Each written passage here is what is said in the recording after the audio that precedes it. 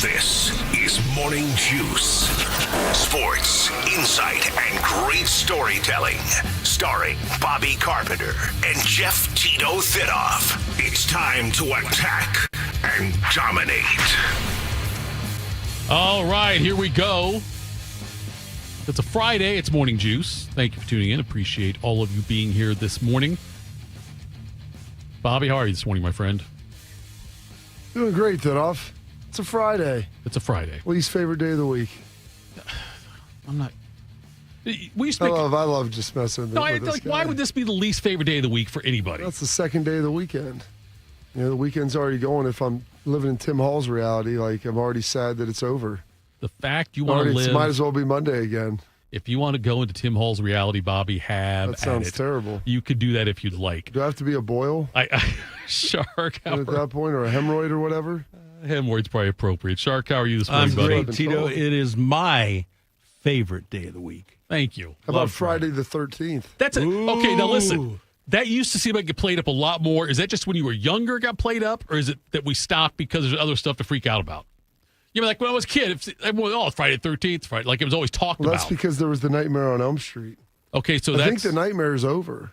That's what I'm asking People you. People aren't really scared of stuff anymore because there's no mystery left in life. But are kids still, like, do your kids recognize, like, hey, it's Friday the 13th, kind of a weird thing, or is it? I don't think so. I don't think mine do either. Like, that was such a big deal. We would ride our bikes. I was telling, when we watched Animal House Wednesday night, and I told the kids, like, we're going to see this, that. Like, we're just scrolling through, like, the million streaming options. I have a hard time renting stuff and paying for it because, like, we already have, pay like, for everything, 6 streaming services or whatever the heck it is. If it's not for free, whatever. Like, we used to ride our bikes down to the Kroger on East Main. It was probably 3 miles away. And we'd want to get there fairly early so we could get the new releases options that were like on that back wall, $2.99. Yeah. Or then you could go to like the older movies if you had something specific you wanted to rent, which they have maybe like 1 copy per movie or maybe 2. And those were like 99 cents for a day or like 2 days. Right. And we'd ride down and we'd get that and like maybe some Jolly Ranchers and some other candy or whatever and ride back home. And that was like what we'd do on Friday night for the weekend. And so sometimes, like, there's nothing good. Like, oh, man, like, let's get this Nightmare on Elm Street. That's Freddy Krueger. Like, right. Like, let's get this, Jason. Like, all this crazy stuff. Yeah. And, we'd watch them. And, like, that was a big deal. You'd put it in. It'd be kind of scary. But now, like, there's really no mystery. Like, the internet and the kids can find all this stuff. Like, are they really scared of things anymore? I don't think kids are. Yeah, Maybe Epstein. That's about it. I mean, like, outside of getting abducted, like, what else is there to be scared of? You don't mean Welcome Back Kotter Epstein. You mean the other Epstein. Yeah, no, okay. I'm not talking about that. I'm talking about, like, outside of getting abducted, what else is there to be scared of? Because, like, there used to be, like, mythical things that seemed, like, bigger than reality. But I don't feel like that exists anymore. Yeah, McGruff, the crime dog. That guy used to freak me out when he would talk about, all the different things you had to look out for that never happened to me. Yeah, exactly, especially if you're in someone's front yard. Right, exactly. Big show lined up for you today. We will talk. Smoking aces today, Thidoff. It's Friday. We've got Chad, WeWinYouWin.com will join us at 7:20 with some of his picks. I had a good story about something interaction I had with him. AJ Hawk joins us at 7:40. We are 48 days till the Pro Football Hall of Fame game, 71 until first 4 college football games, 78 till Ohio State, Texas, and 83 until the start of the NFL season. I want to tell you about the inaugural 97.1 The Fan, the race presented by the Ohio State Wexner Medical Center. It's a 5K run and 1 mile walk. What about that 9.7K run? I haven't heard much about that, but it's happening on June 21st at Audubon University in Westerville. Some of your favorite fan personalities will be there. Tyvis Powell, Common Man, T-Bone, Eric Reeser, and more. And yes, 10 TV's Adam King will be there. He'll run the race in a suit and tie. Every participant gets a finisher's medal, Bobby. I can't wait for that. Do you think we'll get finisher's medals here? Like, even though you and I aren't going to be out there, will Does Shark get a finisher's medal? Ooh, that's a good point. Give you a watch or something, Shark, when you retire? A going away present. Yeah, I think. No, I don't want anything. I got a big. But for years of service, Waldo, you have 17 days left. I got a big clap out the other day during our staff meeting. Did they do Jimmy Dugan said They do avoid that in the afternoon? They mentioned it. They mentioned you're leaving and how they sung your praises. They There's put no a clap picture out. up on the screen. I wasn't here for that, so I don't know. But okay. I thought a clap out's what you got in high school after prom. Yeah. Yeah. It said penicillin will take care of that. That's they said we're going to do a clap out. I don't get the clap out. And all of a sudden, Shark said, hang on, guys. I'm not comfortable doing this in front of everybody. I got a sitting ovation. There you go. You're going to race shirt, free photos, and awesome gifts from Logan Services Raising Canes. I'm so glad we can bring VD into this conversation. The inaugural 97.1 The Fan, 97.1 The Fan, the race is presented by the Ohio State Wexner Medical Center and sponsored by Impact Health and Wellness, specializing in regenerative medicine, weight loss, and hormone therapy to help define your wellness goals. Bobby looked at me out of the corner of my eye. I saw it. Was there something else you were going to say there, Bob? It sounded like the way you looked at me out of the corner of my eye, it felt like you wanted to add something. No, I think I've added plenty. I thought you had a pretty good joke or something. There's a lot. Well, I've thrown in a decent amount of color. We'll do the praise. No, I mean, I'll have some more for you here. Baseball last night, the Reds did not lose. The Guardians did not win. So that happened last night. So, by the way, Reds are in Detroit this weekend. Guardians are in Seattle this weekend. Also, we had OKC Indiana tonight at 8:30. Indiana leads that series 2-1. Oilers rallied for a 5-4 OT win over Florida. That series is now tied up at 2. Florida's up 3-0 in the first period in that one. That's Bobby. amazing that slip away. Like they had a chance to really put the stranglehold on, go up 3-1. Yep. And give a lot of credit to Edmonton to battle back. And I mean, you're down 3-0. You'd basically be wanting to give up. Yeah. You're down 3-0 with the prospect of being down 3-1. And those guys, they battled. And what's amazing is Edmonton took the lead 4-3. Right, yeah. With less than 7 minutes to go. And then the Panthers scored with 20 seconds left in the third period. Emptied their net, of course, and scored a goal. J.J. Spawn is leading the U.S. Open. He was 4 under par, the only golfer on the course without a bogey. And there was a bet you could make that was paying ridiculous. I can't remember what it was. It was something like 9,000 to 1 or something, to where there'd be a golfer with no bogeys for his entire 4 rounds. Everyone had a bogey yesterday except for Spawn. So he's your last hope. He's your Obi-Wan Kenobi, your only hope option there if you did take that bet. If you could get a payout on that right now, I would probably take it. I'd cash out. Absolutely, I would. I'd take. Because I don't think he's going to play bogey-free golf today. He is not. Round 2 will be today. I thought there would be a score at 90 or worse. There was not. Oh. Worst one was 86. But there are Where did Moldova finish at? 6 over. Yeah, he was 6 over. Yeah, it's not terrible. Eagled the first, and then 8 over for the last 17. Yes, but the course should be tougher. I think yesterday were pretty good conditions out there from what I'm reading and what I'm hearing, and that today it could be a little tougher out there. They're not getting rain today, are they? Yeah, 40% chance. Okay, so that'll be swinging through there too as well. And thanks for asking, Bobby. Yeah, we're getting rain on Saturday for our major 2 out at New Albany Links. I appreciate you asking that one on the Neil Diamond Invitational for the Columbus Majors. That's where you were going with it, I'm sure. Forever in blue jeans. Dude, I'm telling you. I don't think we're going to be able to play. It's going to be too rainy out there. No, for golf? Yeah, if it's, I don't know. First of all, we don't have 9 hours to spend out there. We've all got most of us have families. We can't go out there. We can't do a 9-hour round because we have rain delays and things like that. Why would you have a rain delay? If there's lightning or thunder. Okay. I'm sorry. That's a lightning delay. Okay. Listen. Thunder only happens when there's lightning. That's what listen, I've heard that. I've learned that somewhere recently. I'm not sure exactly where it was. I'll think about it and try to figure out. The 2 things that, Shark, that we've had to educate people on in here. The fact that Beam learning that FDR was a 4-term president and Thidoff learning that thunder only happens subsequent to lightning might be the 2 biggest upsets in the world, because I feel like those are things that probably should have been wrapped up, if not before middle school, at least by the end of it. When would we have learned that? Okay, you're going to learn about FDR in history. Everyone takes history. Everyone. I don't remember much about meteorology in middle school or high school. Science? They didn't talk about this? A lot of it was, beakers? We're talking about beakers, and we're trying to... What does a beaker have to do with... You could read a book, and they talk about weather impacts and effects. Like, that's all part of life science. I don't remember ever learning about thunder and lightning. I don't remember that having any kind of subject at all. With science, I thought we talked, it was mostly in a lab. Not like the Dr. Dre lab, but like a regular lab where that was science for us. I don't remember ever talking. Do you remember talking about meteorology and weather? Yes.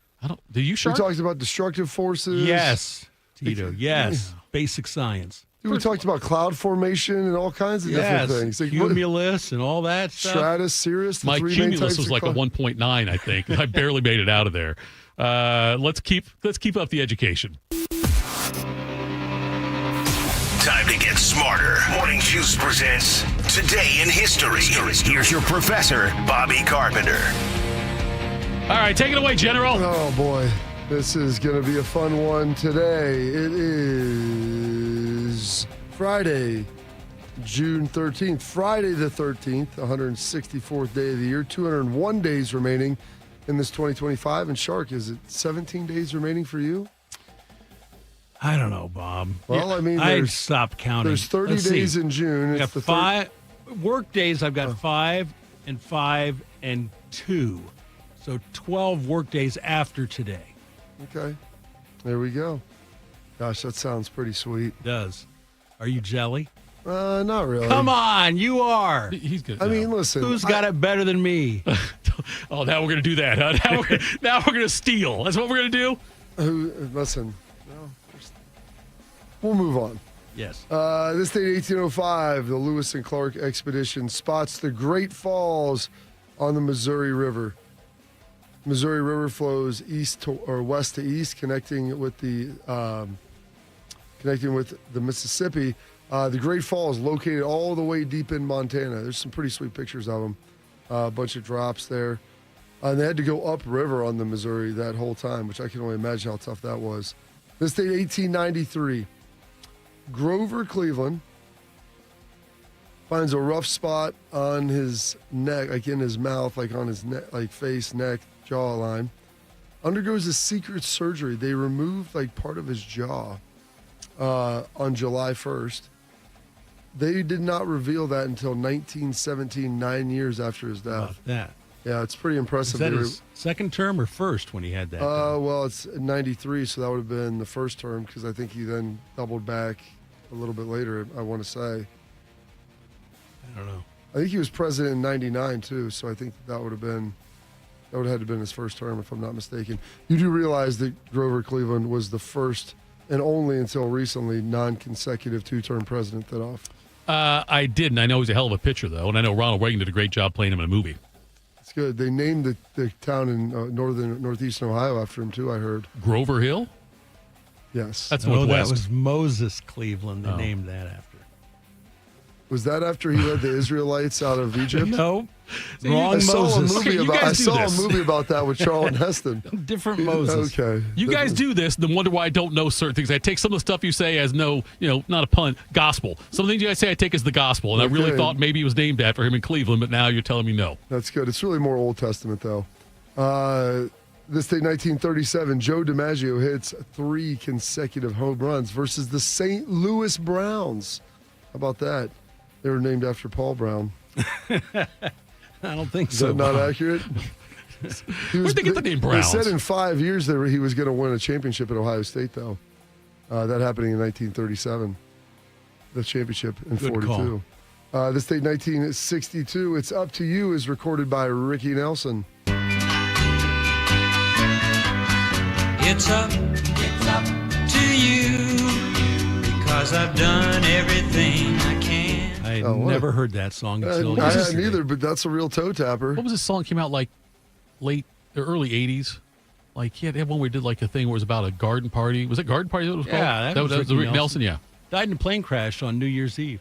Was it New Year's Eve? Yeah. Like Bad time to fly. 85 maybe? Him, Clemente, right? That's don't fly on New Year's Eve. Payne Stewart. Wait, Clemente was died New Year's on Eve. New Year's Eve? Yeah, New Year's Eve. I saw this video of Clemente. I should have sent it over to you, Shark, where there's a ball hit off the right field wall. Right field wall. Yeah, I saw it. And it's 309, and he grabs the ball he's probably got a foot on the warning tracks. Let's say he's about 10 feet off of it, close to that, and guns it to home plate, no hop, right into the catcher's glove. Like right where he had to be in front of the plate a little bit. Yeah, it was perfect. Looked like he was throwing a strike. That's a football field. I mean, like 100 yards on a rope. Yep. No bounce. If you would have bounced it and put it there, it still would have been as impressive. But this thing probably only had about 3 feet of elevation change. It was wild. I didn't realize 25 years ago, you talked about the Payne Stewart thing. Payne Stewart had passed away in that plane crash. The next year, I think he was supposed to play in the U.S. Open, like with the groupings they had, however they do the group. I don't know where Payne Stewart would play, but He was defending champ. right. Okay, so because he couldn't play in it, obviously, visiting the Queen, Jack Nicklaus took a spot. That was Nicklaus's last U.S. Open. Is that I think right? Nicklaus played with Tiger, and then Nicklaus ended up missing the cut, I think, by like one shot. He almost made an eagle because it was a pebble. Oh gosh, that was he would Tiger's have big been one. Upper 60s then, right? I think so. Yeah, you got to Yeah, 'cause figure it was he's like in his mid 80s now. yeah. He hits, he makes the green in 2 on par 5 18th, and then barely misses an eagle putt that would have got him to the weekend. But he was playing in Payne Stewart's spot as far as the threesome goes. Oh, and that's Tito's contribution for the show today. Well done, sir. Thank you very much. Good night, everybody. I'm out of here. Well, you can probably. I mean, listen. For hopes of anything greater than that, Shark, you might be waiting for a while. This date, 1966, the Supreme Court of the United States rules in Miranda versus Arizona. Thidoff, do you know what the ruling stated? I've seen Law and Order. You got to Mirandize people. Which means what? You got to read them their rights. Right to remain silent. Yes, before any questioning. And so Yes. that was in Miranda versus Arizona. Goodness, yeah, that was awesome. In our 11th, this was my sophomore year, one of the years, whenever I took government, our teacher was awesome. Our AP government class, everybody picked a civil court case that had like a big precedent and talked about it. That was obviously one of the most famous because everybody knew about it. I got Korematsu versus California. Either of you been Mirandized? No, I haven't. Never have. I had a dream I got arrested last night, though. You did? Maybe it'll be foreshadowing. This date, 1970, Long Winding Road hits number 1 by the Beatles. The long and winding road that leads to your door. Is that Paul? That's yeah, Paul. That's Paul. I'd never heard that before. This date, 1971, Make It With You is released by Bread. And if you're wondering what this song is leading to, I wanna make it with you. Air Gosh. Supply. Nobody sang a ballad like David Gates. I mean, how great is that? Maybe Barry Manilow. I mean, that's like I Want to Sex You Up about 20 years before. Color Me Bad. There we go. This date, 1988, Forever Your Girl is released by Paula Abdul, her debut album.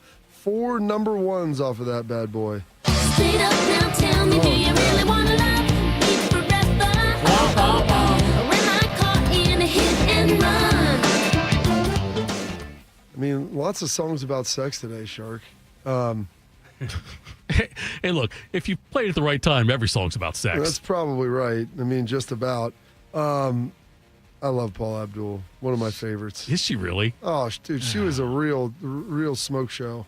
Real Tomcat. She jumped the shark when she did the video with MC Scat Cat. Listen, oh yeah, well, listen, that's great. That's when she fine. jumped the shark. That's the same No, album, the Bobby. best- She nuts. The best thing ever is when she did did the interview, and she was probably on some sort of She was heavily medicated. Yeah. Oh, it was so great. I really enjoyed She her. was though. James Brown. Yes. James Brown. And then this date, 1991. Are you familiar with The National? The National? Of course. Dude, I'm telling you right now, that was like the best 6 months of my life when The National was around. Well, this was the last day it was around as it stopped Yes. publication. I've on got this date, that issue. 1991. Do you really? At home, yeah. June 13th. There Where's you that go. in the draft when you pass away? Can I put in a claim for it? It'll What if your probably get- kids don't like sports as much as I do? My wife will throw it out, probably.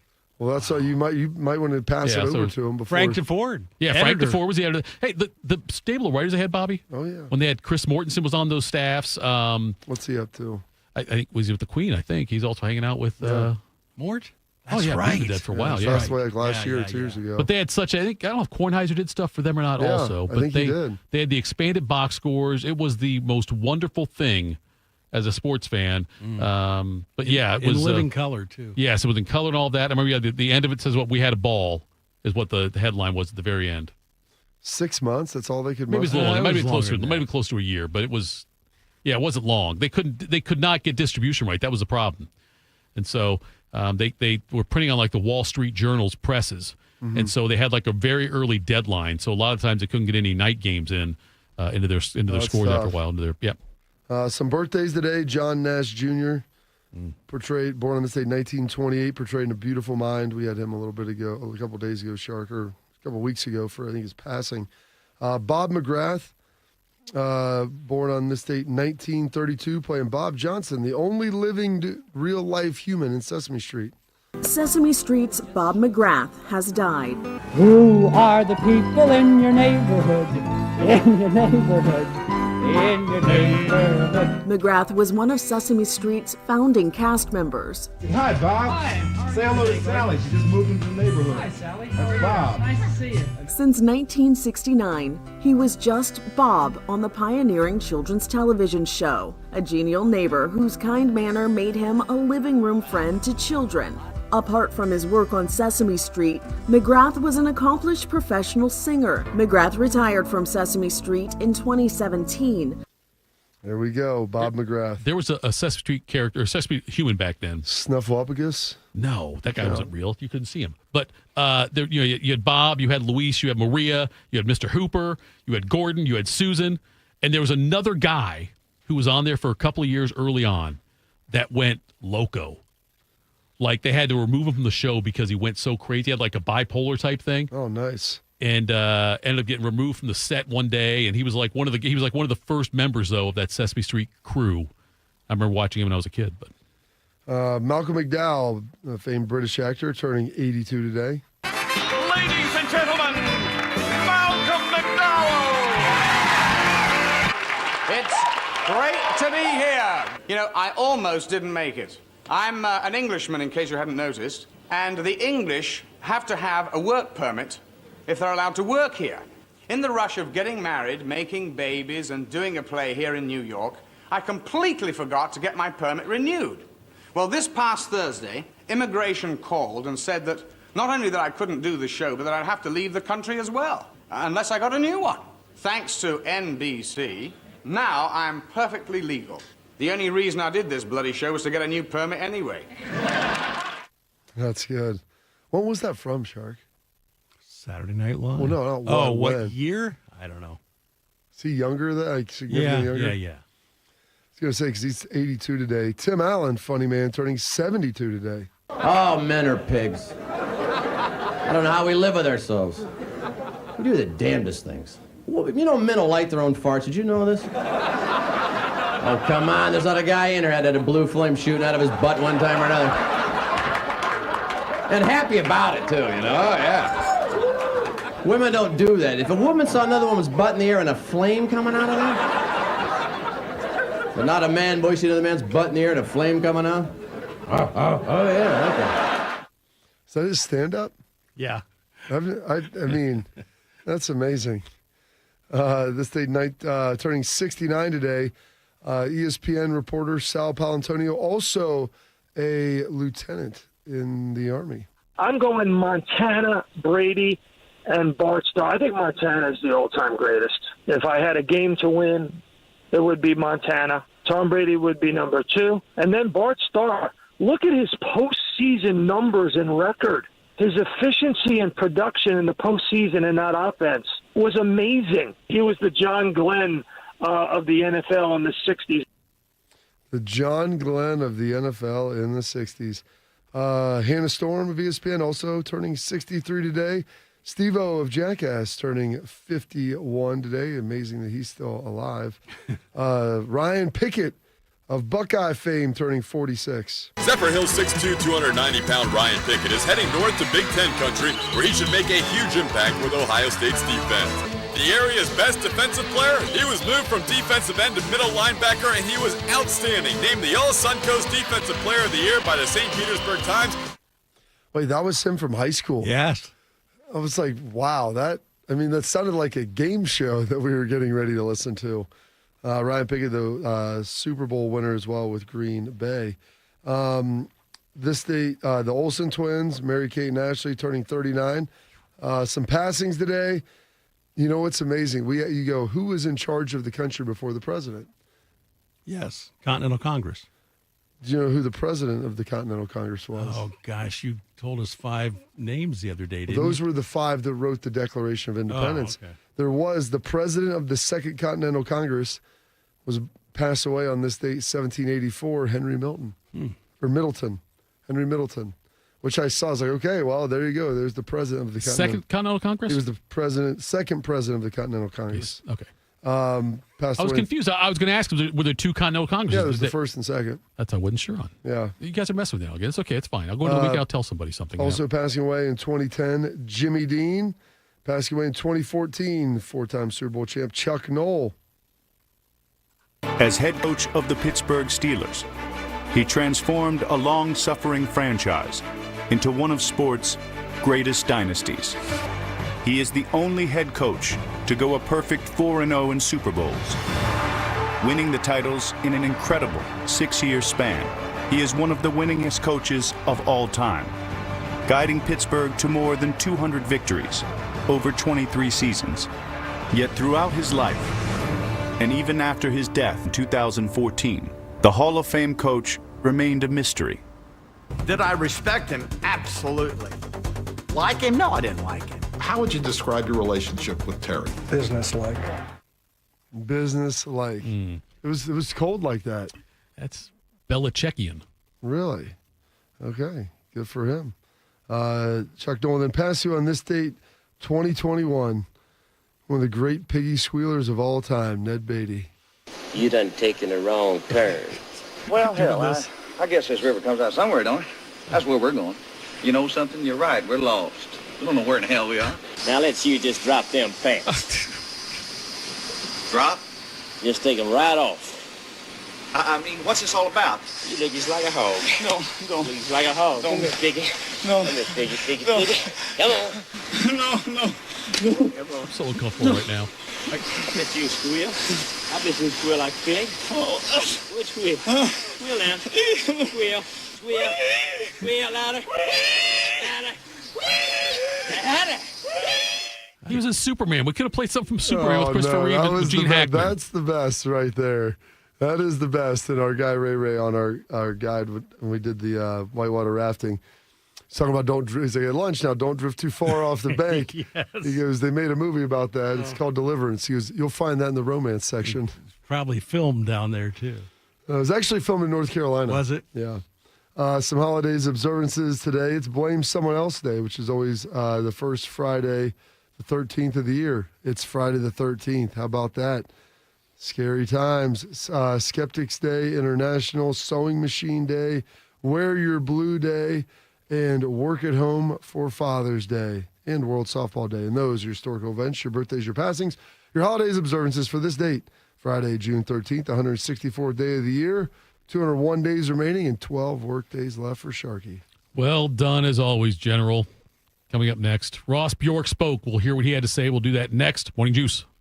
It's been a real journey since 2014 when I first had my injury. I realized that my home was just not working for me and that it was time to ask for help. Homes for Our Troops is really giving me my life back.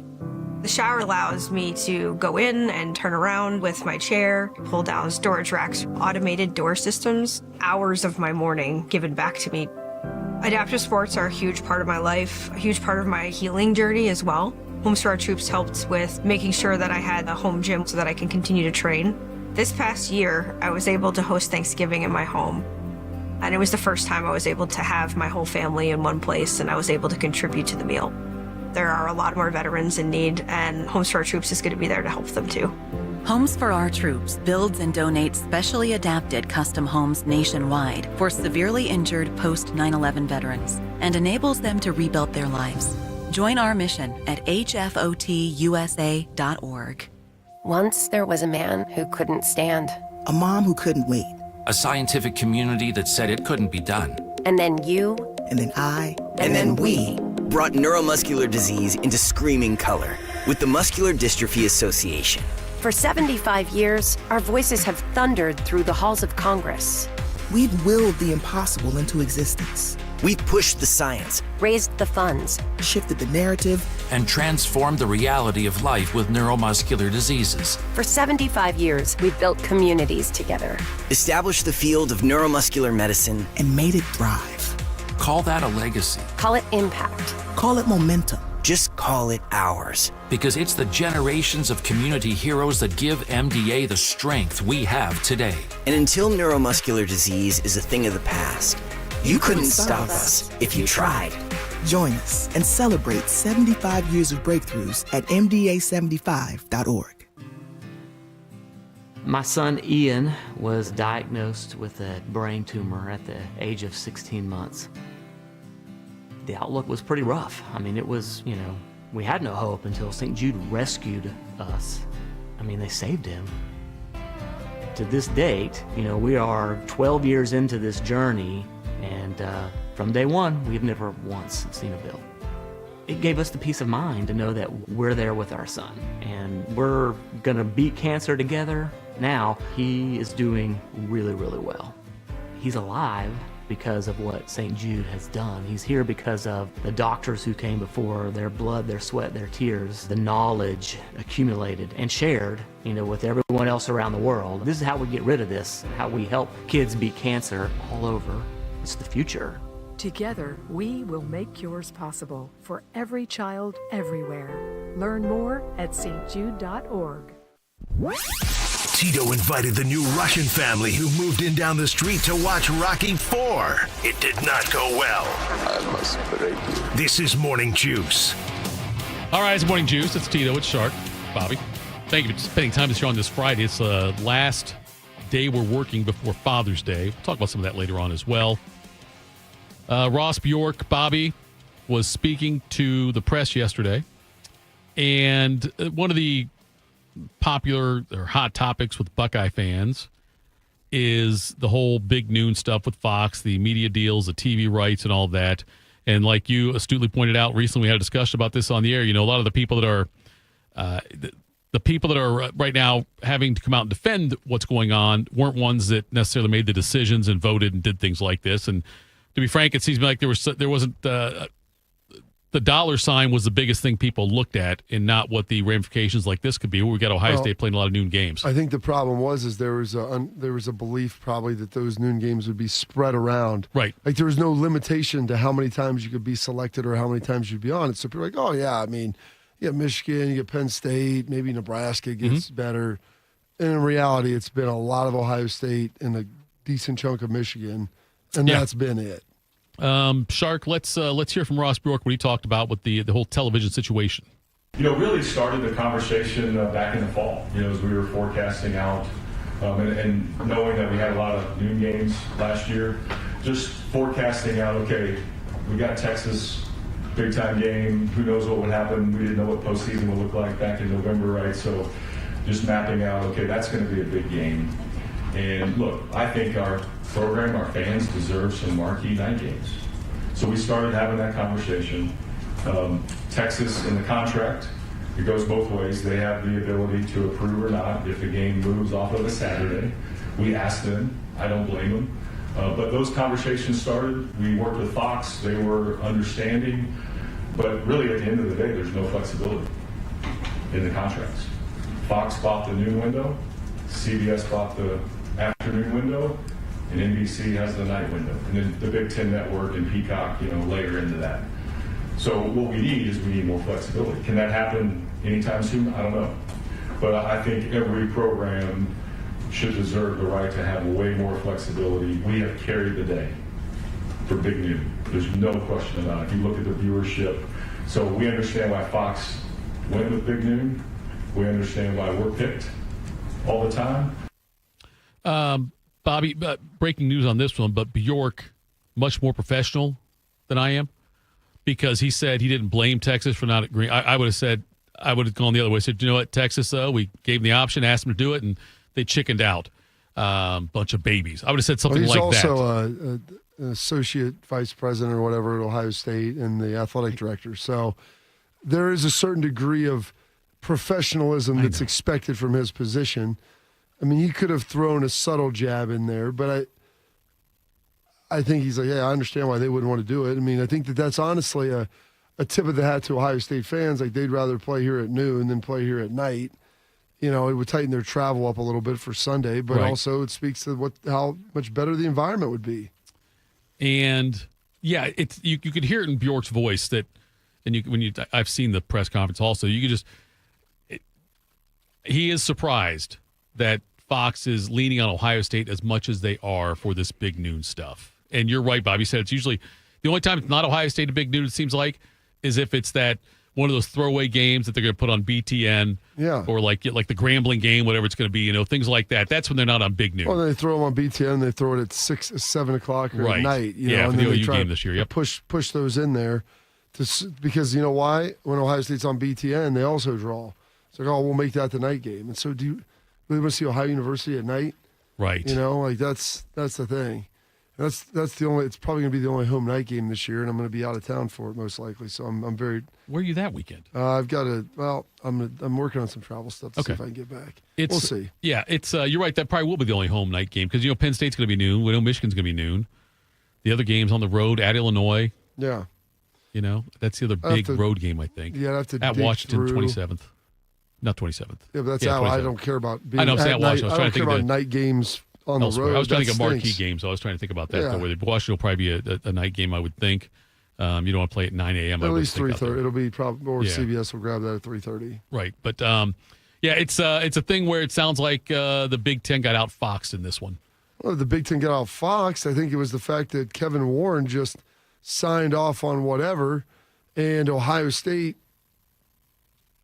previously didn't put any stipulations in there where we can only be on Big Noon so many times. Right. Or we have, right of refusal after that. Like, you obviously are going to take the Michigan game and they're going to take a couple games, but you have to have the ability to have some degree of flexibility to have one pushback. And that was before, like, you could decline playing night games with ESPN or you could decline this or that. Like, there's none of those options in here. Like, the TV networks get your choice. Right. And you can't say a darn thing about it. And that's what Ross is saying. There's no flexibility. The fact that you've got that these... was allowed by Ohio State. That was permitted. And so that's part of the problem. So Fox has the first 3 picks in the games they want to take. Yes. And then NBC and CBS rotate every other year for that 3rd pick. Okay, so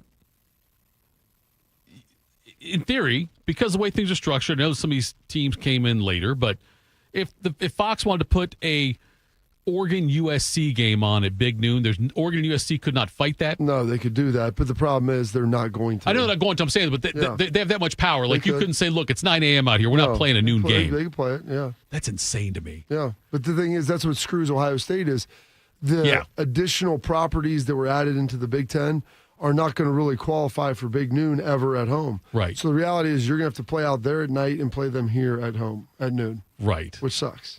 Well, and that's the thing, Bobby. And the scheduling, I know the scheduling will never be equal. If you have an 18-team conference and everyone's playing, about it being equal, like you just can't get your good games at night. No, what I'm saying, though, Bobby, just from a competitive standpoint, though. Like when you look at things like the rivalries where they try to set up, you've got these built-in rivalries. You're going to play these teams every year. Ohio State and Michigan will likely have tougher schedules than, as far as their built-in rivalries, than anybody else in the conference.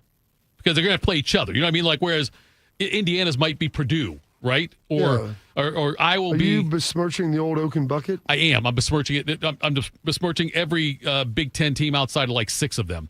Well, I don't know if you knew this, but Penn State is unrivaled. Penn State's unrivaled. I've heard that also. But if you look at, though, they will be at a disadvantage, though, just from that scheduling standpoint right there, on top of the fact now you're adding in that every time they go out west, it'll likely be a night game, but when they come back here, it's going to be a noon game in all likelihood. So it's a double-barrel disadvantage. The thing is, with the West Coast teams coming here, playing noon for them, I mean, those are 9 a.m. starts for them, so there's some disadvantage, but just the environment sucks, man. Like it's recruiting, it's environment, in stadium, like there's just a lot of elements to it. And you said in all the times you've been at Ohio State as a player and as a member of the media, the Tennessee environment was the loudest or the most energizing crowd, best environment you've ever had out there. And you've been on the field for some big ones. Played in the Texas one, which a lot of people said was the penultimate. I was on the sideline for the 22 Notre Dame game. Right.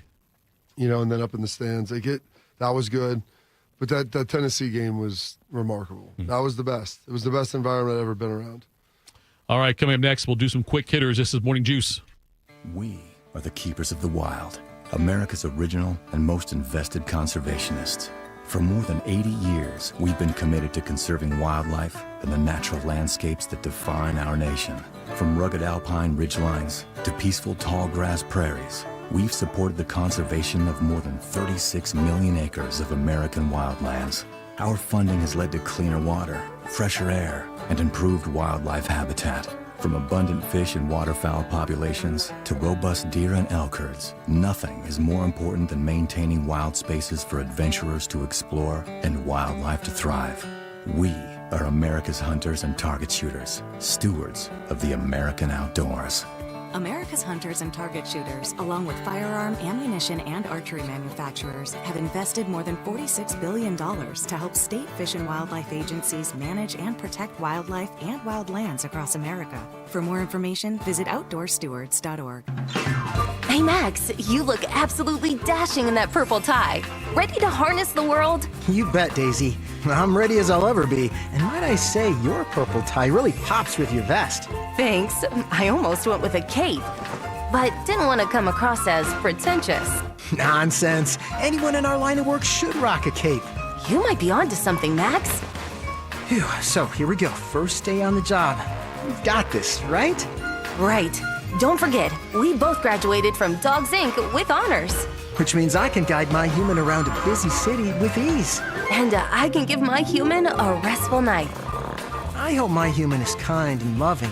And I hope mine likes wet kisses and zoomies. Ready to make a difference? Born ready. Let's go. Discover how extraordinary dogs like Daisy and Max change lives at no cost to the recipients. Visit dogsinc.org. Around the world, Children International and friends like you are giving children in poverty a chance to grow and thrive, to be healthy, to succeed in school, and achieve great things. How do we do it?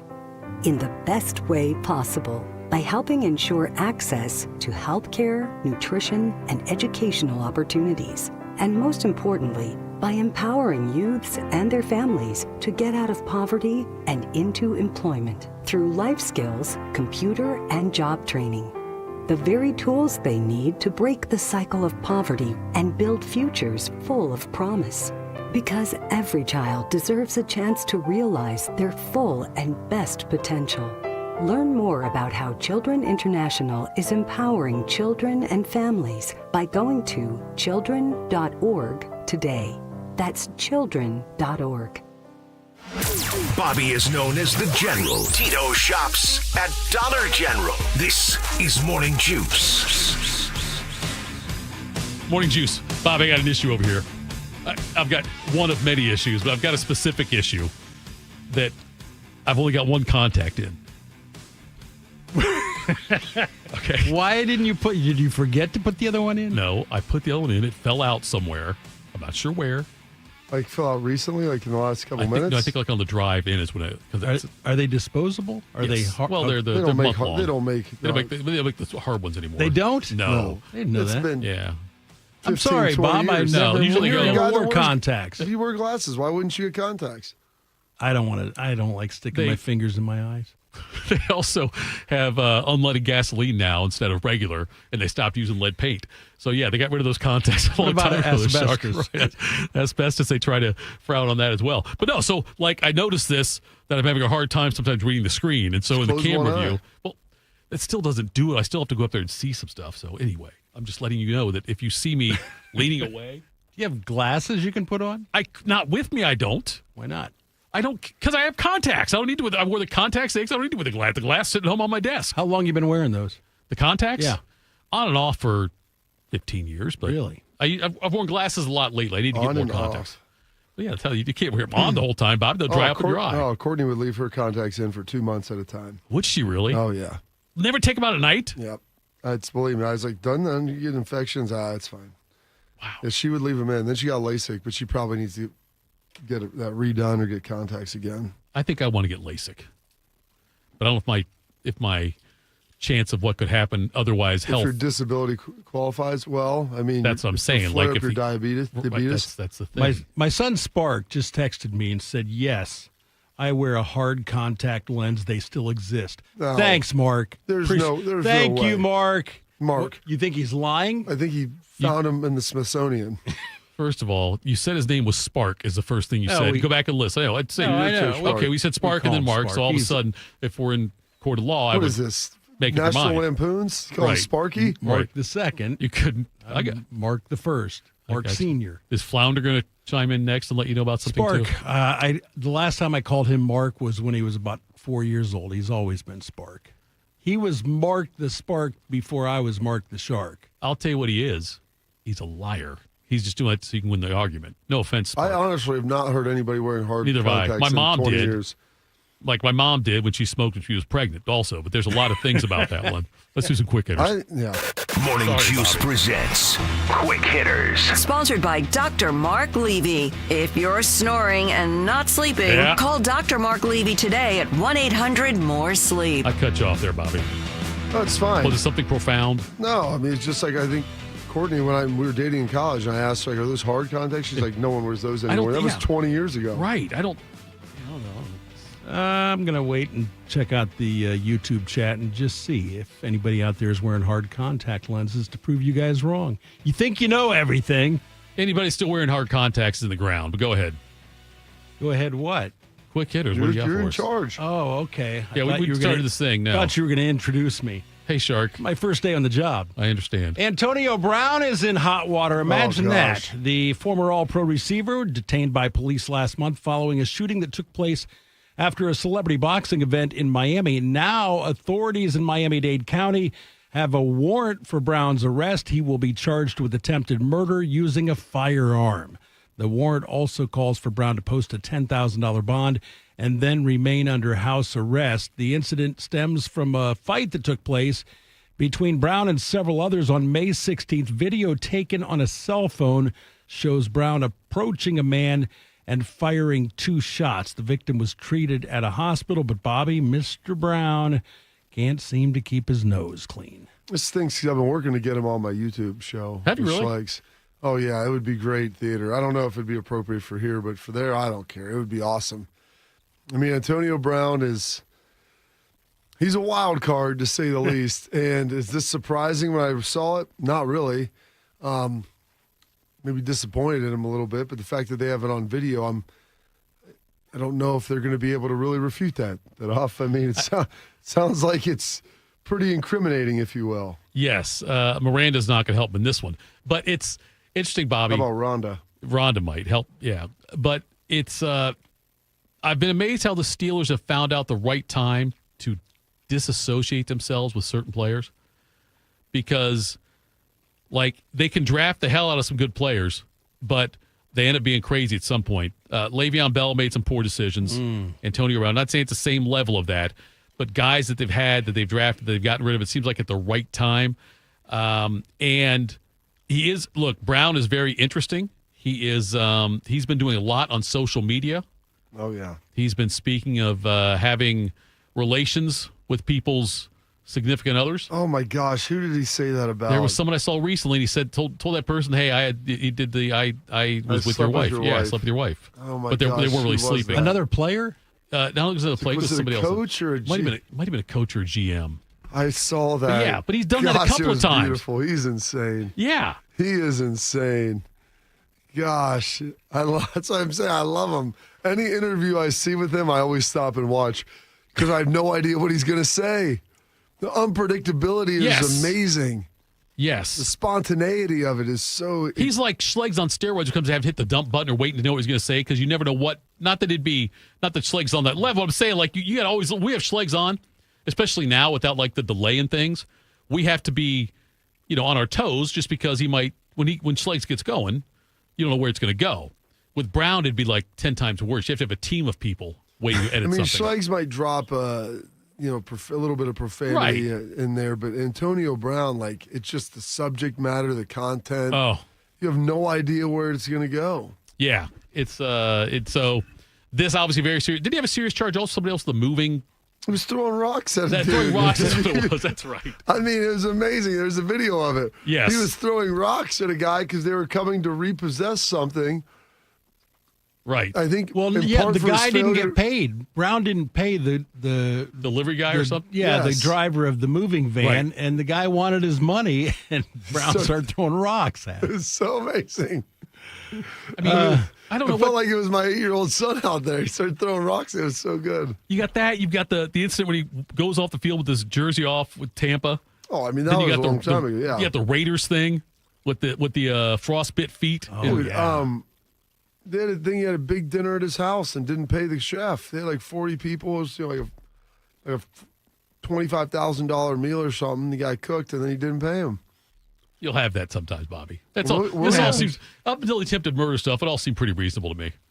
College basketball is in a tough way. Few people care about the regular season. Everybody cares about the tournament. So coaches and athletic directors always look for ways to spruce up the regular season schedule. Mid-season tournament like the NBA? No, not Adam Silver. December Madness. One of the big events is the ACC-SEC matchup where 16 ACC teams face 16 SEC teams over a 3-day span. Last year, the ACC went 2-14 against the SEC. Duke and Clemson were the only teams to win. Anyway, there are 16 teams in the SEC, 18 in the ACC. So Tito, Cal, and Stanford, those longtime veterans of the ACC, are going to have to sit this one out. These types of things, I always get excited about them in June, but then I don't watch them when we get to December. Yeah, because you're still watching football. Right. I'm saying it's a fun thing to talk about. It's a fun thing to think about. I did the same thing with the Big Ten ACC challenge when they did that kind of stuff. Like it was like, wow, that's really cool. I'm so excited to see that schedule and see how. But then I end up not watching most of it anyway. I think it's a fun thing, but do you care after the first 4 teams? Here's the thing: the ACC is so bad now in basketball, which I never thought I would see.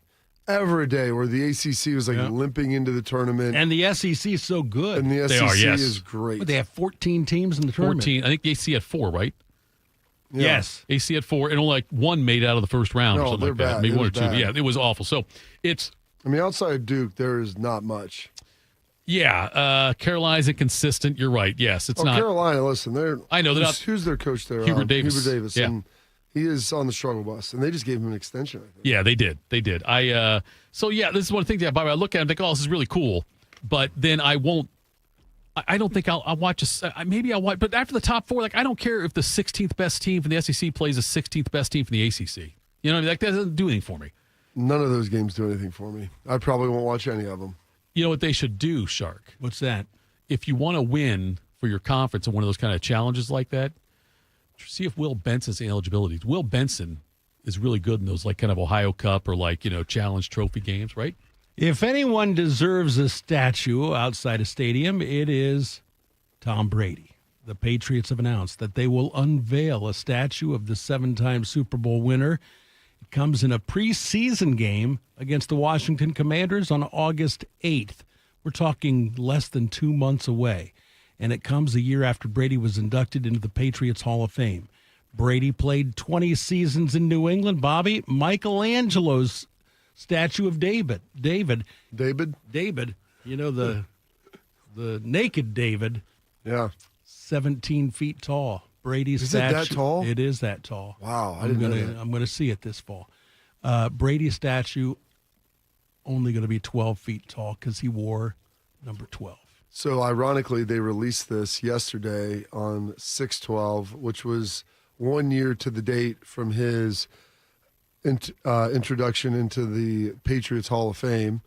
And that was because the 6 titles for New England and the number 12 that he wore. It happened for then. 12 feet tall it's pretty tall, man. You know how tall Gronk's will be. Yeah, I don't think it's going to be taller than Brady's. 87 feet tall. Brady's statue is going to be like the Washington Monument there. It'll be the tallest of all. Look like Lincoln sitting out there, right? Yeah, 12 feet, man. That's girthy. That is, I don't know if it's girthy. I don't know. You're right. That's the wrong word. That's the wrong word. I know. I use the wrong word. Component. It's at the 7 o'clock hour. I get the words right. 6 o'clock hour. I struggle sometimes, Bobby. You're right. But I don't know if I'd say that even the 7 o'clock is correct. But right now we don't know that until we get to 7 o'clock. If I have a perfect 7, I'll say it. I would never. I don't know if anyone would describe Tom Brady as girthy. He's a pretty slender fellow. He is. But you know what? I would not want to do what he did to be that slender.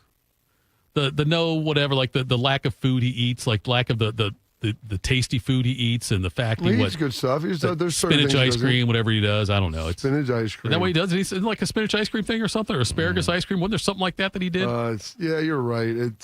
I've seen Bobby eat kale, and kale is the most bitter, leafy. You know why it's bitter? Because you don't. You got to rub it out first. Okay. You have to rub it to break down the compounds, and then it's not bitter anymore. Really? Yeah, my wife told me that. That's a lot of work. Why can't I just use romaine? Because it's not as nutritious. Why can't I buy it pre-rubbed? Well, why can't I? Seriously. Speaking of the Patriots, I could buy salad. Mr. Kraft, hey, listen. He tried to get the full service order when he tried to order everything at once. I think the pre-rub was maybe part of that selection process. Rimmer's Middle Half says avocado ice cream is what it is. Okay. That's what it is, avocado. No, like if I can buy salad in the bag, why can't I buy pre-rubbed kale? I've never had kale in my life. You ever seen Matty Ice's diet? Matty Ice is lean now. He is very lean. He was never that big, was he? No, but he's probably lost about. Yeah. I swear he's eating bark. Well, he eats like nuts, and he's like a hunter and gatherer. He eats spinach and bark. We had talked about this diet stuff, and he like leaned all the way in on it. I'm like, all right, man, I'm impressed. The dude hasn't seen a carb in about 3 months. Yeah, honestly, he hasn't aged since the first time I met him. He hasn't aged at all. He wears a hat all the time, so that helps. Okay, if you're listening, Matty Ice, I gave you a compliment. Bobby said, no, it's not really one because I wear a hat. I told him, listen, he does a great job with his diet and everything. He's in great shape. You're over there, you want him to beef up. I don't want him to beef up. I just say he hasn't aged. The guy hasn't aged at all, and I think he looks the same way he did the first time I met him. Are you saying if I wear a hat, Bob, it'll make me look younger? No, yeah, because you can't see your hair anymore. I mean, it helps the hairline, helps the color of that.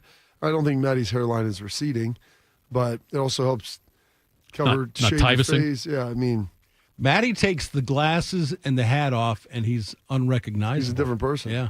I mean, he could commit a murder without very that. handsome, though. Yeah, he's a good-looking dude. He is. The Brady thing, though, Bobby, who will be the next statue for the Patriots?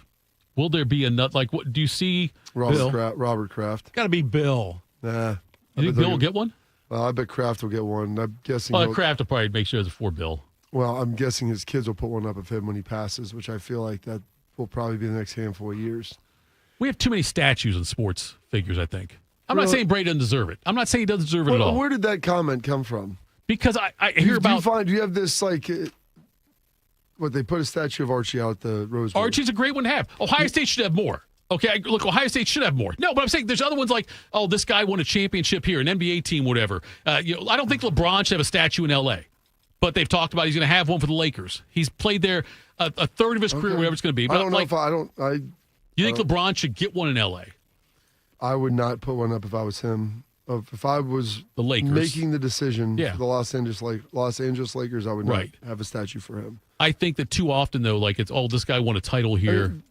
But like they'll probably put one up for Giannis in Milwaukee. They should. They should because what he did there. If he leaves now, though, if he leaves now and plays half his career somewhere else, you don't think it matters. Do you think LeBron's not going to get a statue in Cleveland? I think LeBron will get a statue in Cleveland. Yeah, because he brought a title there. The last title that was won in Milwaukee was Kareem. Kareem, yeah. Does he deserve one in Miami? I was going to say, I think it was by Luau, actually. Yeah. He won 2 titles in Miami. He's only there 4 years. I'm guessing Wade already has Wade's one. got one. Does he? Yeah, Wade's is ugly. Wade's is famously ugly. Oh, that's right. It doesn't look like him. Yeah, it's like but it's Wade has Ronaldo 3 bad. titles, but Wade is associated heavily with Miami. Yeah. Right. So you're saying Ohio State should have more statues. They've got one of Woody. They've got one of Jesse. Right. One of Archie. One of Archie. Right. Yeah, I think that's it. And 14 of Brutus all across. Well, yeah. But yeah, look, we have one of Jack Nicklaus up on Muirfield Drive. They should. He was a Buckeye. They should put one of Jack down here. I don't know if there's one outside the museum. Yeah, I don't think maybe there is. I'll have to look at that. But who else? I give Orlando Pace one. Jerry Lucas. Lucas should definitely have one. Yes, I would say Lucas should would qualify. I would give one to Pace. I would give one to look. I think I'd give one to Eddie, but I'd probably give one to Eddie there, and then you're getting into a dicey situation because the problem is that Ohio State has such a robust group. I joke with people like, I was a 3rd-team All-American. Someone's like, "You in the Ohio State Hall of Fame here?" I was like, "I don't know if you get in with that there." And they're like, "Oh, whatever." I'm like, And if I played basketball, I would. But football, like, the list is so expansive of great players here. They're like trying to find a delineating line to where you give someone else something you wouldn't give to someone else. Right. You know, Jay Burson's not in the Ohio State Athletics Hall of Fame, which shocks me because when he retired, all-time steals leader. He was the Big Ten's all-time steals leader. He was the 5th leading scorer in Ohio State history. And they've got guys that played 1 year of basketball here and are in, and Jay's not. I'm just tooting his horn a little bit. It would cost too much, though, because you've got to spend extra money on the halo to do that. Too soon. Too soon? Really? How about Austin Mockerman? You want to give him one too? Wait a minute. You just told me there were too many statues. I think Mockerman, though, for that first half he played that game against Alabama or whatever, Miami it was, in that one of those preseason kickoff classic kind of things in New Jersey, whatever they called it back then, right? It was him and Belisari going at it for the job, I thought. Was it was? What about Bowserman? Bowserman, as they say. Now you're getting extreme. All right. He beat Akron. He did beat Akron. That's a good point. All right. By the way, Jeff Rimmer's middle half just chimed in with the balls, but at the same time you said something. All right, coming up next, I want to talk about Father's Day a little bit. We'll hear also more from Ross Bjork. That's next. Morning Juice. You know what hope is? Hope is action. Carving a path forward, even when it's hard. And kids who still know how to dream. They're the best pathfinders of all. So at Child Fund, hope means helping millions of children living in poverty worldwide to grow up healthy, educated, skilled, and so all those good things can come true for them. Safe. And that means safe at home, safe at school, and safe online. Hope means walking this path together. All of us. Because when we work together, we can do so much more. That's right. Hope includes you. Child Fund. Because we need each other. To learn how Child Fund works with children in 23 countries to help them achieve their full potential, visit childfund.org. That's childfund.org. You know a thing or two about the moments in life that matter. You've seized those moments to embrace joy, accomplish great things, and build meaningful relationships. Is it time now to sit back and reflect on a life well lived? Maybe. Or maybe there's more to be done. Maybe this is the most important moment you've encountered yet. By volunteering with AmeriCorps Seniors, you can seize the moment, lend a hand, and get back more than you give. We connect you to local volunteer organizations with opportunities that fit your schedule and match your interests. Through AmeriCorps Seniors, you can support people in times of need and make your community stronger. You can become a companion to your older neighbors, brightening their days with friendship. You can even become a mentor for young people, serving as a role model and enriching their lives. Are you ready to seize your moment? Visit AmeriCorps.gov/yourmoment and get started today. Hey guys, 13-year NFL veteran and Super Bowl champion Jason McCourty here, and I'm an innovation ambassador at FAIR, Food Allergy and Research Education. I would say the most challenging thing as a parent of a kid who has a food allergy is probably the ignorance that I myself had in the beginning. I didn't know what anaphylactic shock was. I didn't know the dangers, let alone the things that she needed to be able to have a normal life. When you go to drop your kid off, and every single time in the beginning, we'd have to go through everything she was allergic to. Preparation is everything. And me, for playing football for 13 years, it was all throughout the course of the week. It's getting ready for game day. When you're on the field, you're playing for your fans. At home, you're playing for your family. My playbook, read labels, keep it allergy friendly, and have an epinephrine nasal spray as a backup plan. Because when my family's safe from food allergens, that's the real victory. Visit foodallergy.org to learn more. Proud to be your go-to sports addiction. WBNS, WBNS FM, HD3 Columbus. The Fan 3, Ohio's sports destination. Bobby knows what it's like to be a winner. Tito knows what it's like to be thrown out of an all-you-can-eat buffet. You're here 4 hours. This is Morning Juice. All right, Morning Juice. Father's Day coming up this weekend. And I have a feeling, without saying it, without asking you guys ahead of time on this segment, that there's a special bond between you and your fathers or stepfathers about sports growing up. And I don't know if if you could, is there a moment in your lives, a couple of moments of sport? It could be a thing where your dad's coaching you or doing something with you sports related that would stand out to you, that stood out. This was this is a moment I'll never forget with my dad when it comes to sports or something like that, Bobby. I wish you would have given me some more time to think about that. I tried to tease it yesterday a little bit. You must not. You tune me out sometimes. Okay, I'll start with mine. Okay, I've got two. And the first one's an embarrassing one. I don't know if you knew this, Bobby, but growing up, I wasn't a great athlete. Can't imagine that. I know. Neither can I. Did not play baseball as a kid. It was at the age of 7, I played slow pitch softball on a boys team. We were called the Giants.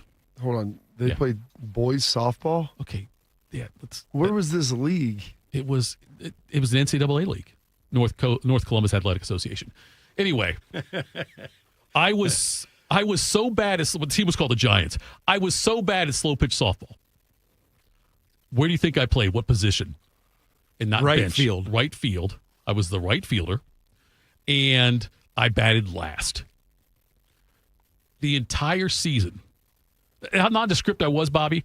There was a parent on the team who bought these figurines, these ceramic ones, like softball player or baseball player, but and painted the uniform on everybody, and meticulously put the last names the first names on your back of your jersey with your number and everything. Spent a lot of time doing this for each kid as an end of the season thing, and I had the wrong color hair. That's how nondescript I was. She was like a bleach blonde. Anyway, I don't get a hit the entire season, a base hit. Wait, in softball? Yes. Slow pitch? That's impossible. Last game of the season. And the umpire doesn't show up. So my dad's umping the game. I'm up to the plate. Pitch comes in. I hear my dad in the background saying something to me. Lean into it, Dorn. He said something to me. I'm not sure what he said. And I cranked the ball. Now, I didn't get around on it. I went to right field. Oh, dude, I'm telling you, this was going to be a double, a stand-up double. Okay. I crank the ball. I start to run. And in the moment, I immediately think, wait, my dad was saying something to me. I stop running. I turn around. And I said to my dad, the umpire, Dad, what'd you say? He said, what? I said, no, you were talking. What'd you say? He said, I told you to screw the box. Now just run. And I couldn't hear him. I said, what? And he said, run. I got thrown out at first. Oh, my gosh. By the right fielder? Yes, by the right fielder. Right by the right center fielder. But those bases are 60 feet long. I don't think they were 60 feet at that age. But anyway, so I ended up going 0 for the season. 0 for your career. Well, I played softball as an adult. As a youth, okay. Yes. All right. I was a hell of a wiffle ball player, too, though. In softball. So that's your bond with your dad. That's one of the moments. Sports. The other one, though, I played soccer. Played 5 years, 10 seasons of soccer. How many goals? 2. I don't want to play defense. If you actually watched his son play, he's pretty good and athletic. Yeah. And that's why I don't know where this came from. Not doing any DNA tests. But the biggest trophy I ever got in youth soccer was for selling the most raffle tickets. All because my grandparents had a lot of sex, and so a lot of aunts and uncles had to do it. So because my grandparents were promiscuous, that's why I ended up getting a trophy. But the second goal I scored, the last goal of my illustrious career for the Hounds, my dad is on the side. My dad always helped coach, and he's watching as what the goalie was doing on goal kicks. And because as an 8-year-old, if you're watching 8-year-old soccer, what you want to do is study the tendencies of the other team. And late in the game, my dad says, Jeff, when the goalie comes up here, when he starts running towards the ball to kick it on the goal kick, he said, stand right there. He showed me a spot. He said, as soon as you see him start to run towards the ball, take 2 steps to your right and swing your leg. And I'm like, okay. Sure enough, goalie kick, starts to run. I move 2 steps to my right. I swing my leg. Never saw the ball on my foot. I just swung my leg, and the goalie rocketed into the goal. Before the goalie hit. Dude, I'm telling you right now, it was like a softball hit. It went into the goal, and the goalie had no shot at it. And those are like my 2 seminal moments that I remember as a kid, one being coached by my dad, the other one when he was umping the game and forced me to not get a base hit or an extra base hit. But yeah, that's the ones for me. I pontificated now, Bob. You should have like four stories. That's good. I mean, I was enjoying your stories. Honestly, I was so enthralled and captivated by your athletic prowess and the relationship you had with your dad.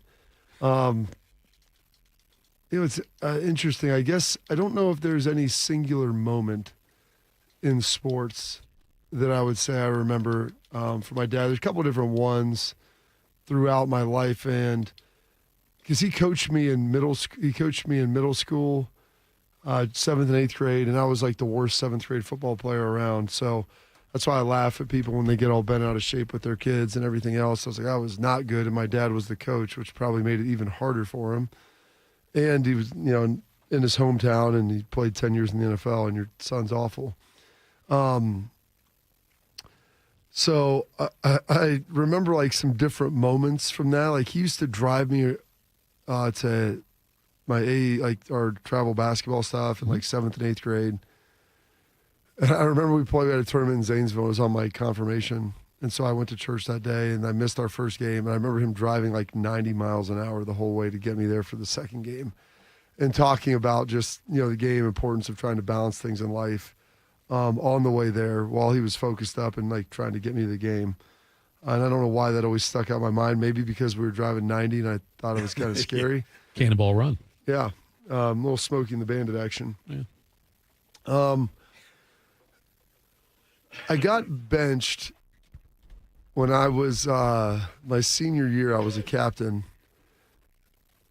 and a bunch of other guys, our girlfriends, all played volleyball, and they were playing Newark, which was our big rival. We were playing Findlay that week in a non-conference game. The girls were all playing Newark, up at Newark. And my dad told the whole team after practice that he didn't think it would be a good idea for us to go to the game. It's Thursday night. Potential fights, like stuff like that. You're going there. Their football team is probably going to be there. Probably wouldn't be a good idea. He didn't explicitly say we couldn't go. He just recommended that we shouldn't go. So I was a captain along with two of my other friends, and there was probably 10 of us that went up. And we came back without incident, none the wiser. And the next day he told me, he's like, you're not going to start in the game today. Or you're not playing in the first half. Wow. I think I set the whole first half is what it was, not just not starting. And I looked at him, I was like, you've got to be kidding me. He's like, you were a captain. I go, so were the other two guys. He's like, well, it's going to be different for you. I'm like, that's the biggest. I mean, it was a confrontation. Yeah. And I'm trying to think of this in the locker room at the house. I don't remember which. But I was like, well, then I'm not going out for the captain's toss. He's like, well, that's your choice. I'm like, well, if you're going to bench me and not You said you weren't going out? Yeah. Okay. I mean, I was not easy to coach. It just let me do my thing and get out of the way has always been my thing in life. I tell people hear that. Just give me what I need, and I don't need you to talk to me. I'm smart enough to figure stuff out on my own. But my dad and I, we used to go back and forth a little bit with things.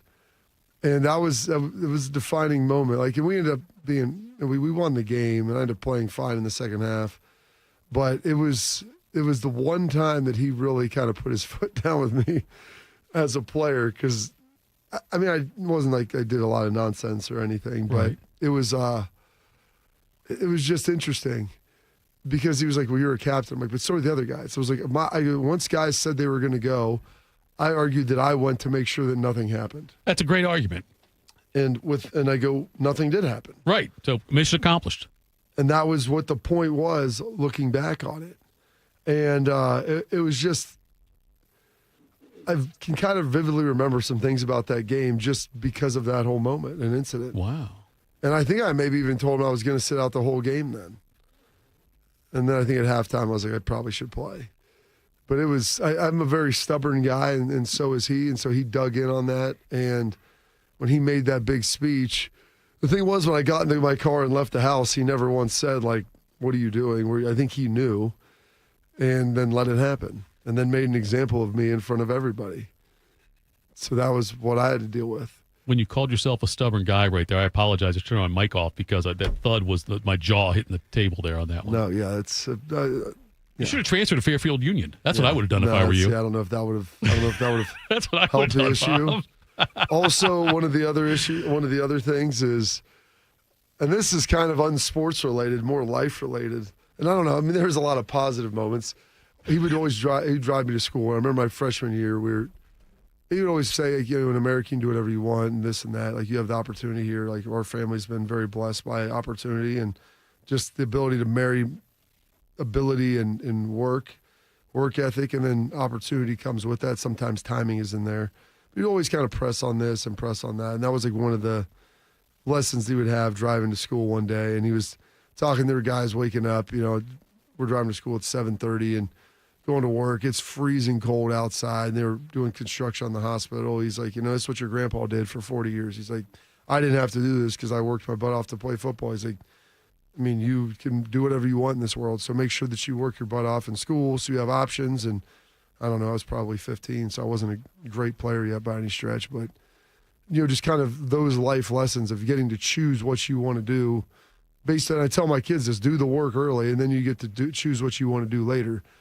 And so that was kind of one thing. And then the last kind of controversial moment is I got a scholarship for being Ernie Godfrey scholarship for, I think I was like the academic. I didn't get player of the year in our league. I got the scholar athlete of the year. Okay.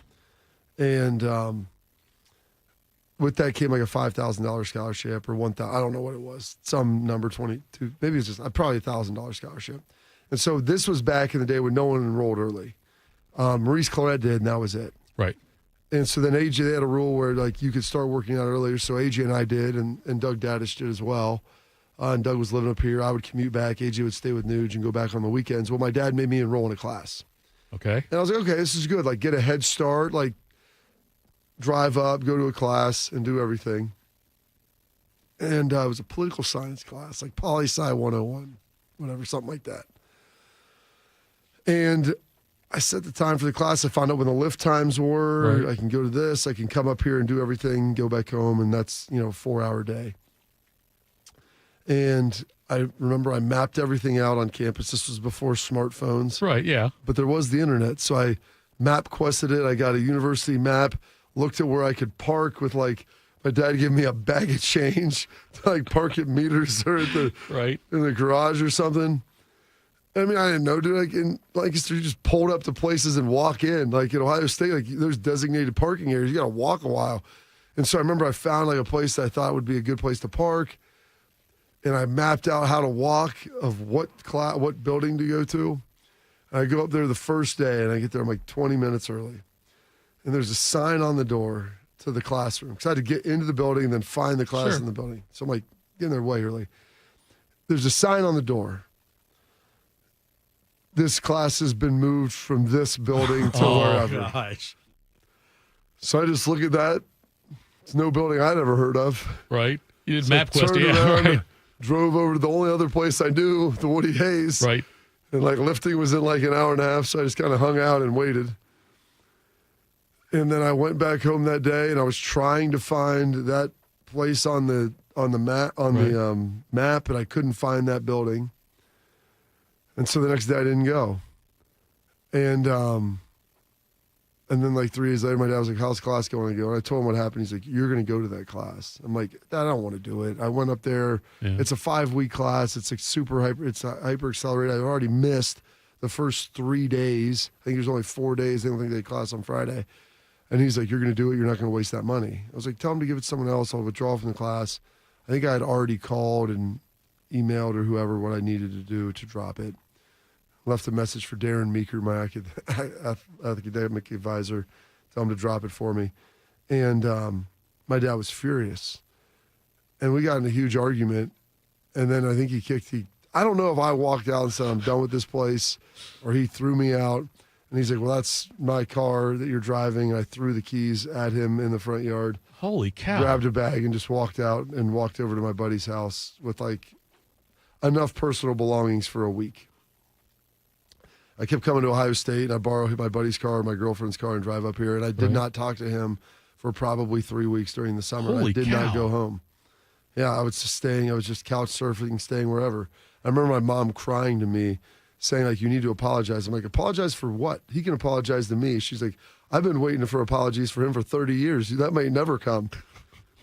And I don't know how, like, it was resolved, because I don't know if there was ever any formal detente of, like, the cooling of what happened. But Right. eventually it kind of just smoothed over, and he kind of explained his position without apology, and I explained my position without an apology, and then we just moved forward. Because my mom was like, this is your last time in the house. You're never going to be here. I was like, I don't care if I ever see you guys again, like whatever. And then I think after 2 weeks, came back, and it was a little better. Shark, do you like Bobby less after hearing that story? Oh, happy Father's Day. Yeah, no kid. Happy Father's Day, Rob.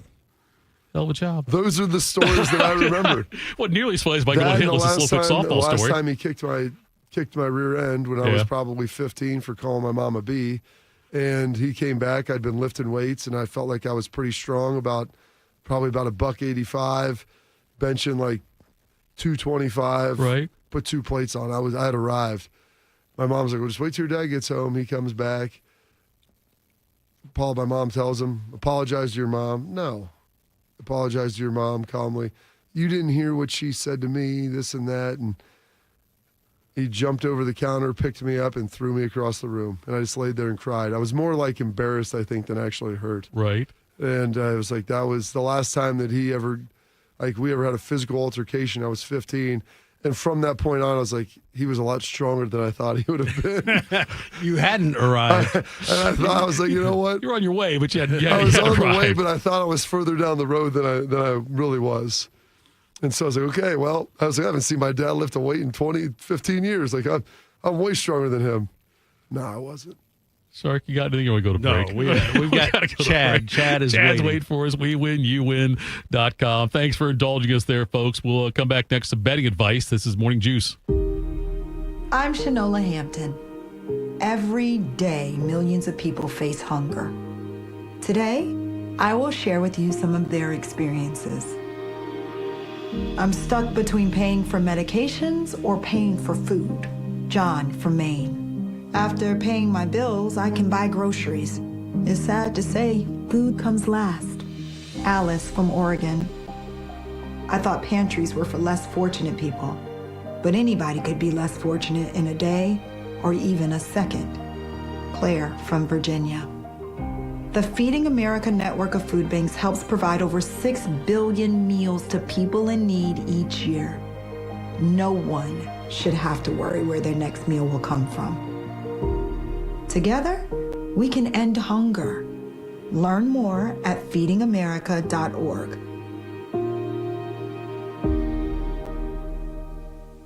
Once there was a man who couldn't stand. A mom who couldn't wait. A scientific community that said it couldn't be done. And then you.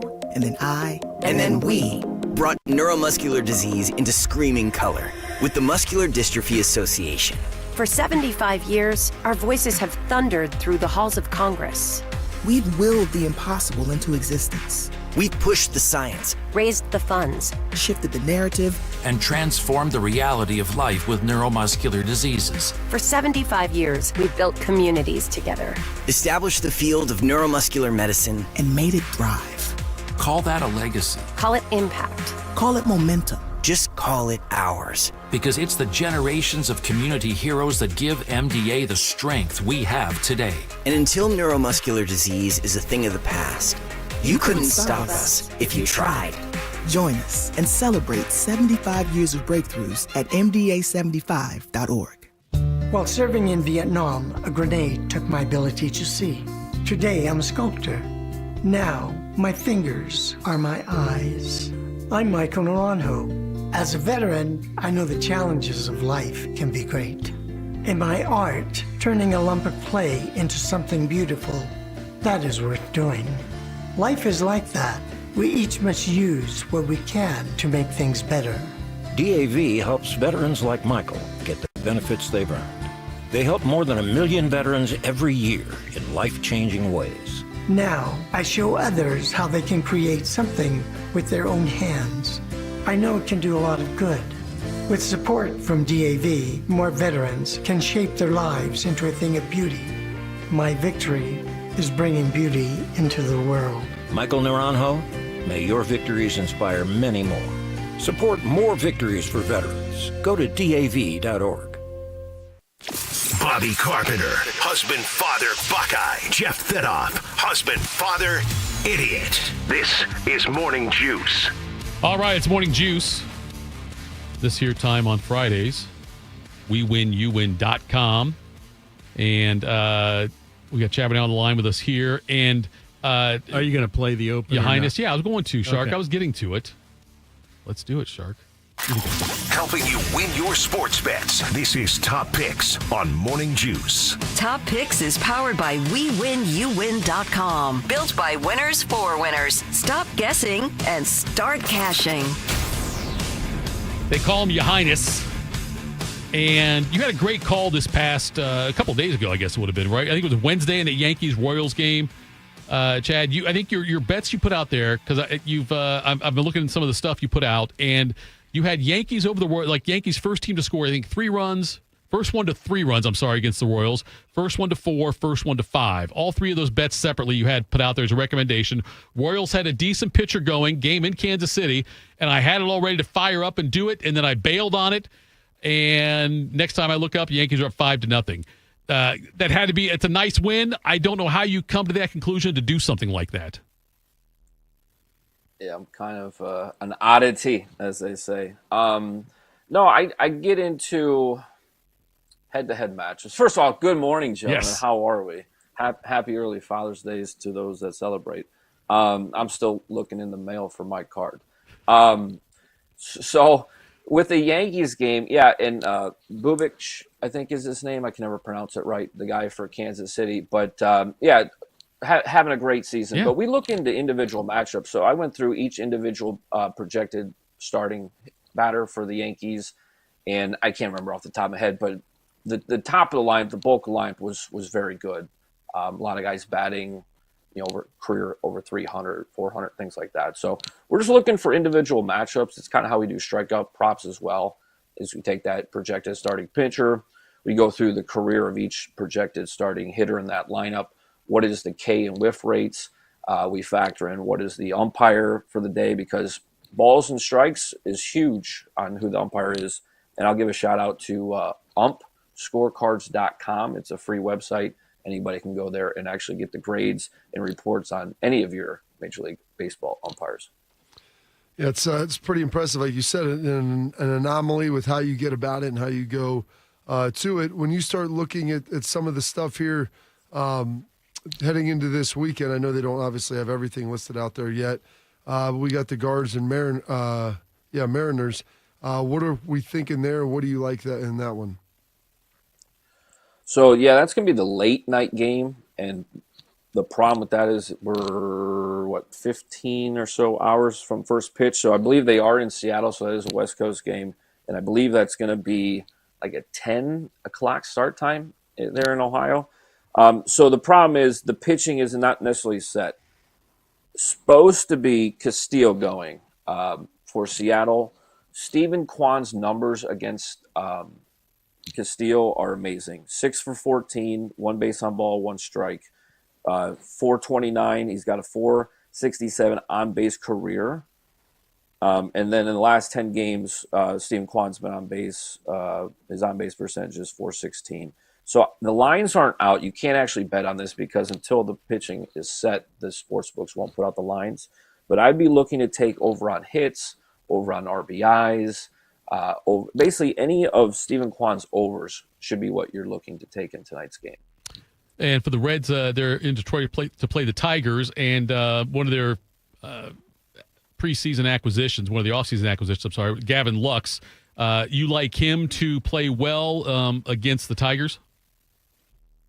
Yeah, again, same thing with the pitching. I don't know 100% who is going to go for Detroit tonight, but Montero is on the schedule. If that's the case, Lux is 2 for 3 with 2 ribbies. Montero is got a 7.88 ERA at home, and versus left-handed batting, 3.04. Should have LA De La Cruz in ahead of him.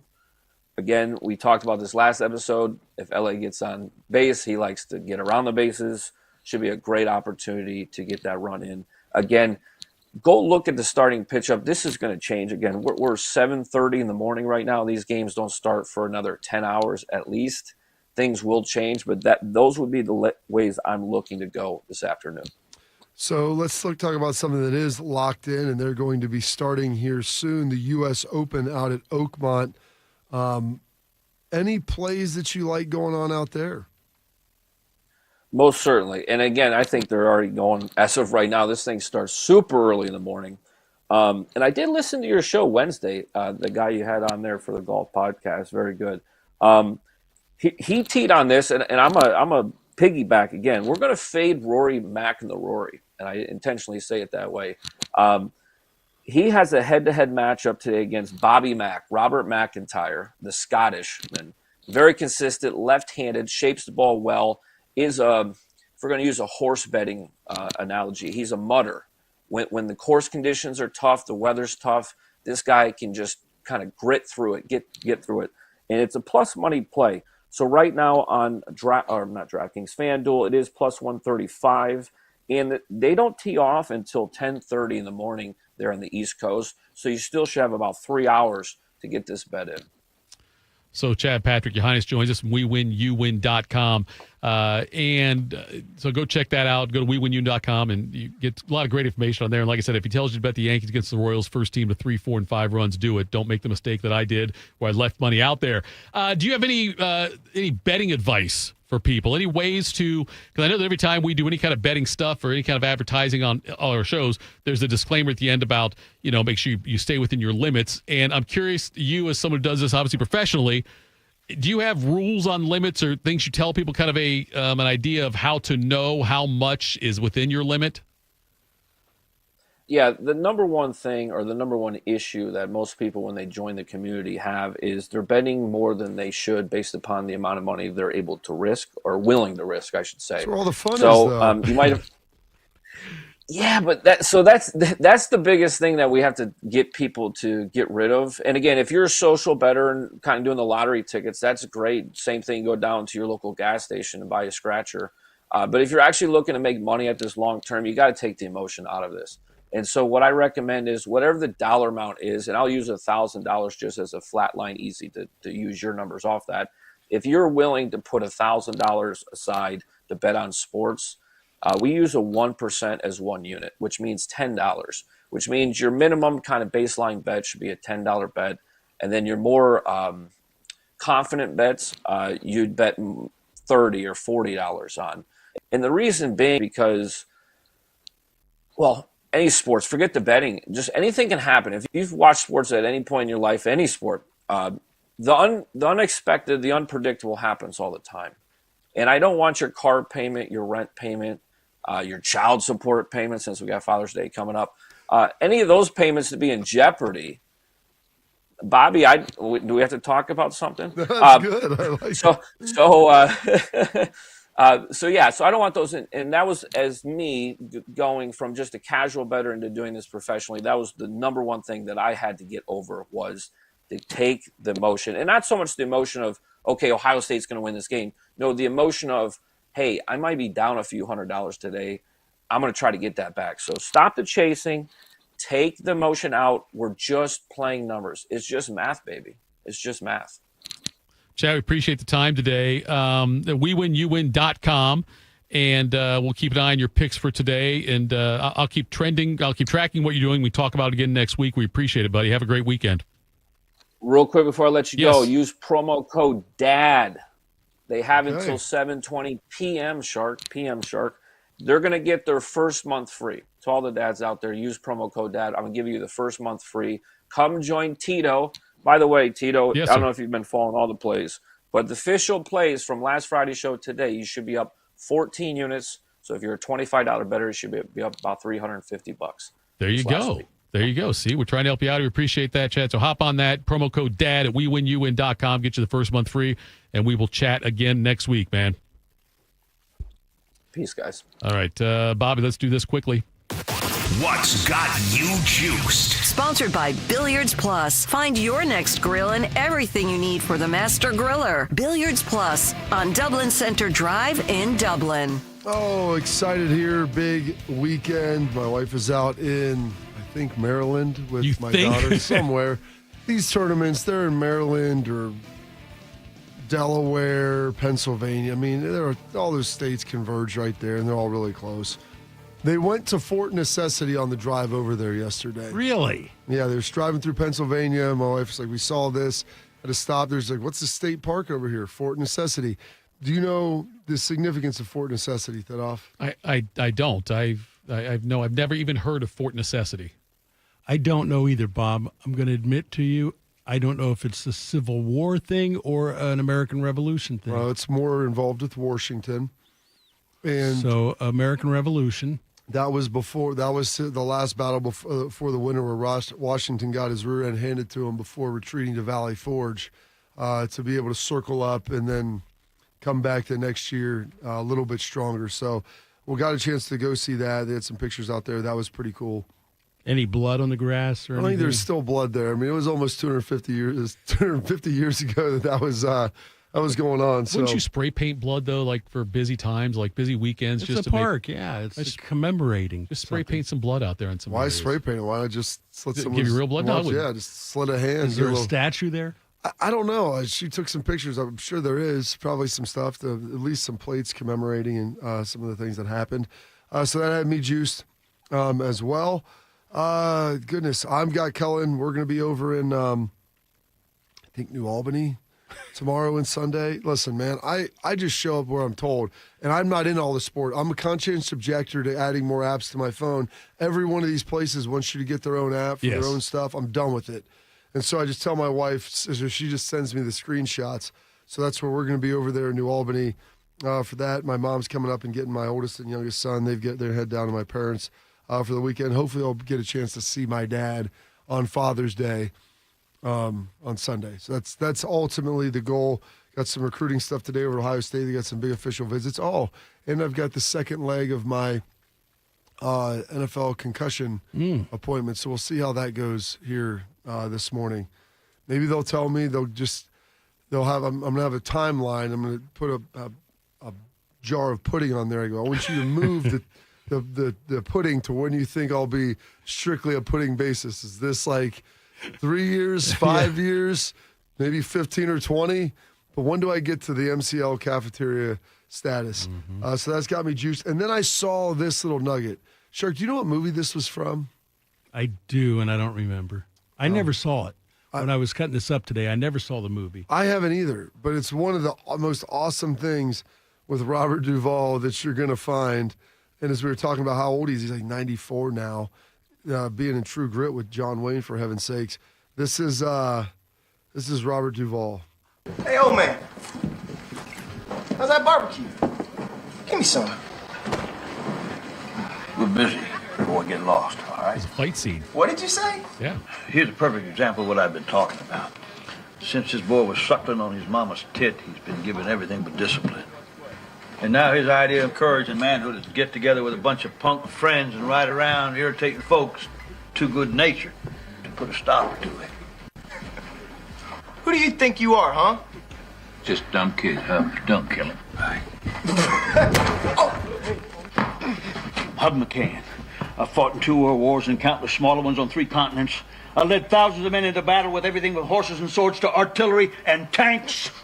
I've seen the headwaters of the Nile and tribes of natives no white man had ever seen before. I've won and lost a dozen fortunes, killed many men, and loved only one woman with a passion a flea like you could never begin to understand. That's who I am. It's a great scene. Secondhand Lions. Yes. I've seen the fight scene. The kid in there he's talking to also, the one kid who's watching it is the I See Dead People kid. Yeah. Yes. Joel Haley Osment. Good job. Good job on that, Shark. What Slate's got to say? The other day, I'm at the old Rural King, going in there picking some chainsaw blades that I had sharpened. random cart sitting right there. So I park right by it, and what do? I roll that son of a buck in there. Do I need a cart? No, but it's the right thing to do. He's an American patriot, and it is a big weekend. Tomorrow is Flag Day. If you have the stars and stripes, make sure you fly them. Actually, my flag has been flying since Memorial Day, and I'll probably keep it out until after the 4th of July because I'm very patriotic. Also, Sunday, it's a doubleheader. My wife is having a birthday. I'm having a Father's Day. Good for us. Who has it better than us? Oh, by the way, the NHL released its all league first and second teams. This isn't like the NFL where you got 22 guys. Right. 6 guys. Zach Werenski, first team defenseman. And Matejchuk made the all-rookie team. That's outstanding. So good for them. That had me juiced, Tito. What's got me juiced? My daughter's heading to Kenyon. For Kenya? Yeah, for like a swimming, like a swim overnight thing. Camp. Yeah, swim camp. The Kenyan swim camp. I went there growing up. Yeah, she's going there. So wife's taking her up there today and dropping her off, and then we'll pick her up again on Sunday. We're playing golf tomorrow with my buddies in our, like I said, our second major of the year. We're playing Saturday. We're playing tomorrow if the rain holds off. So that is tomorrow, Saturday. Saturday will be tomorrow, yes. I think Neil Diamond invitational. This is invitational, So you have to be invited to that, huh? You do, You don't qualify? No, you don't. It's an invitational is what that one is, yeah. So we'll probably have, 12 to 16 guys out there playing, depending on a couple of guys who are maybes. But yeah, so that is tomorrow. It'll be our 71st major we've ever played as a group. How many have you won? I've won 8 of Seriously? the 71, yeah.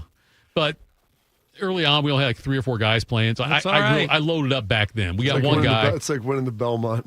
Yeah, it was. Do you think they'll build a statue for you someday? I think that they should. I think that there's I would hope my wife would put one in our front yard. But yeah, I think I think it's in line. I think it's well deserved. Yeah. But anyway, that's what I have going on. So coming up next, finish up the week the best way we know how to do it. AJ Hawk joins us. Teachers are dynamic leaders, shaping a new generation. They bring a variety of perspectives from diverse backgrounds, innovating how they teach to prepare students for our fast-changing world. Achieving this takes skill and expertise. They're tireless explorers, creatively discovering a universe of solutions, telling stories, experimenting, inspiring, mentoring, connecting cultures, and connecting with each other. Leading by example. Experience the unique joy of helping students thrive. Teaching is a journey that shapes lives. Are you ready to begin? Explore teaching at teach.org, a campaign supported by the U.S. Department of Education, teach.org, and 1 million teachers of color. I'm a wife and the mother of 2 kids, and I've got a good job. Bye, Mom. See you, Mom. A pretty important job. Because of my family and my job, I really care about this neighborhood. It's a good neighborhood. Yes, there's some crime. And when I drive to work, like now, I realize that some people here don't trust the police. So the police should be reaching out to this community, and this community should reach out to the police. That's the way to make this a safer place. And when I get to work in the precinct house and put on my uniform, I can tell you as a police officer that this department is reaching out to the community, and the community is doing its part. We're building partnerships. This should be happening everywhere.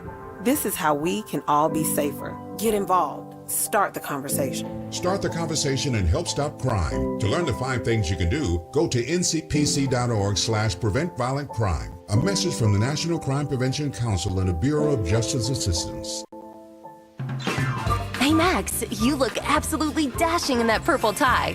Ready to harness the world? You bet, Daisy. I'm ready as I'll ever be. And might I say, your purple tie really pops with your vest. Thanks. I almost went with a cape, but didn't want to come across as pretentious. Nonsense. Anyone in our line of work should rock a cape. You might be onto something, Max. Phew, so here we go. First day on the job. You've got this, right? Right. Don't forget, we both graduated from Dogs Inc. with honors.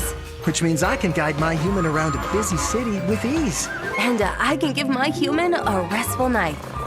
I hope my human is kind and loving. And I hope mine likes wet kisses and zoomies. Ready to make a difference? Born ready. Let's go. Discover how extraordinary dogs like Daisy and Max change lives at no cost to the recipients. Visit dogsinc.org.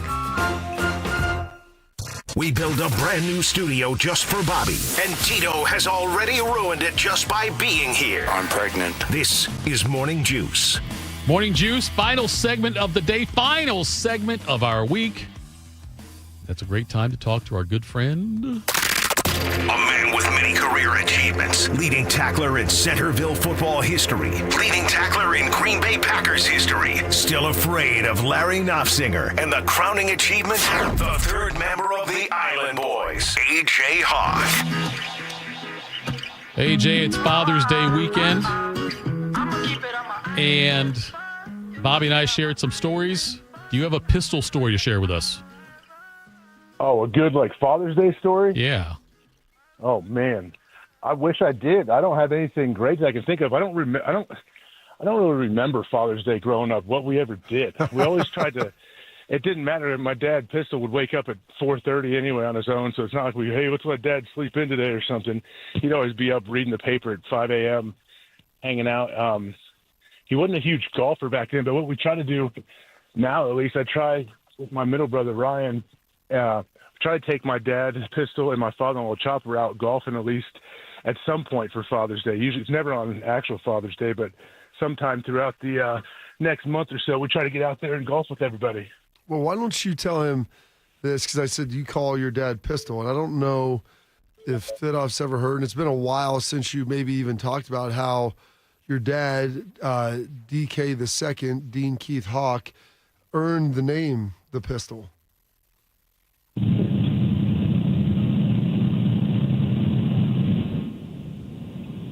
Age, you there? Oh, my bad. Sorry, guys. I'm in the middle of getting into my car. I got to drive to Indy and get my kids situated. Sorry about that. Oh, it's all good. Yeah, I was just saying maybe, I don't know if Thidoff's never heard the story as to why, and it's been a long time since you've told it, as to how Dean Keith II came to stumble on the name Pistol. Yes. Yeah, I was a big Pistol Pete Maravich fan growing up, and my dad kind of he kind of introduced me to Pistol Pete. And I don't know if you guys remember that. Pistol Pete had like a six video VHS set that you could buy on the internet.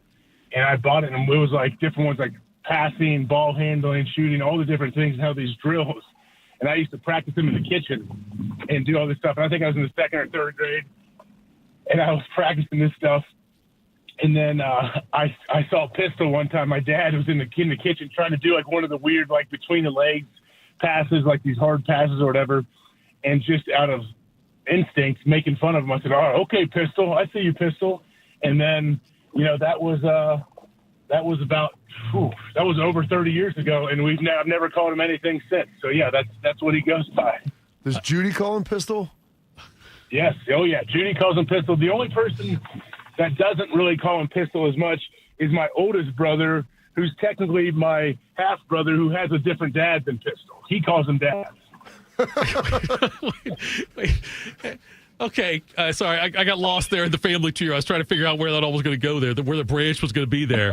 I saw this article on The Athletic that Brady Quinn made an unofficial visit to Notre Dame. I don't know if you saw this story or not. I didn't get to read it, but I did. My wife sent me a thumbnail because my son was actually at Notre Dame's football camp yesterday. So I didn't get to read it, but I saw the picture. What happened? So who is that kid? There's a kid in the 2028 class, a quarterback, who's named Brady Quinn. And he said that I guess he got named that way because when he was born, he said, I guess I was born around the same time when Brady Quinn was really good. My dad was a big Notre Dame guy, so I guess I got the name from that. He never expected to be a quarterback. He said to be this good, but he was out there on unofficial visit. There's a picture of him with Marcus Freeman. Is that something that Brady should be, that your in-law Brady should be proud of, or just feel really old? Maybe a little bit of both, I think. I don't know. I mean, I think you should be proud of that, though. Yeah, you do hear stories about, like, I'm sure Brady's had many, especially, Notre Dame fans, name their dogs after him. Like, oh, my dog's name's Quinn or Brady or whatever. That's kind of a common situation. But for the kid But is this kid's real last name Quinn, or is it just? No, it's his last name. He's 16 years old, lives in Naples, Florida. Now, if his last name was like, Johnson, and then his first name was just Brady Quinn, all one word, that'd be a different story.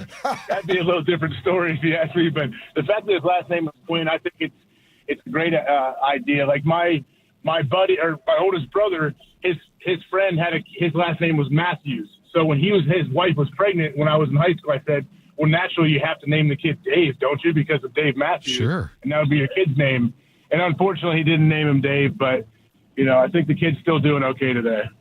What are the plans for this weekend for Father's Day? How are you going to honor Pistol? I mean, how are you getting honored at the house?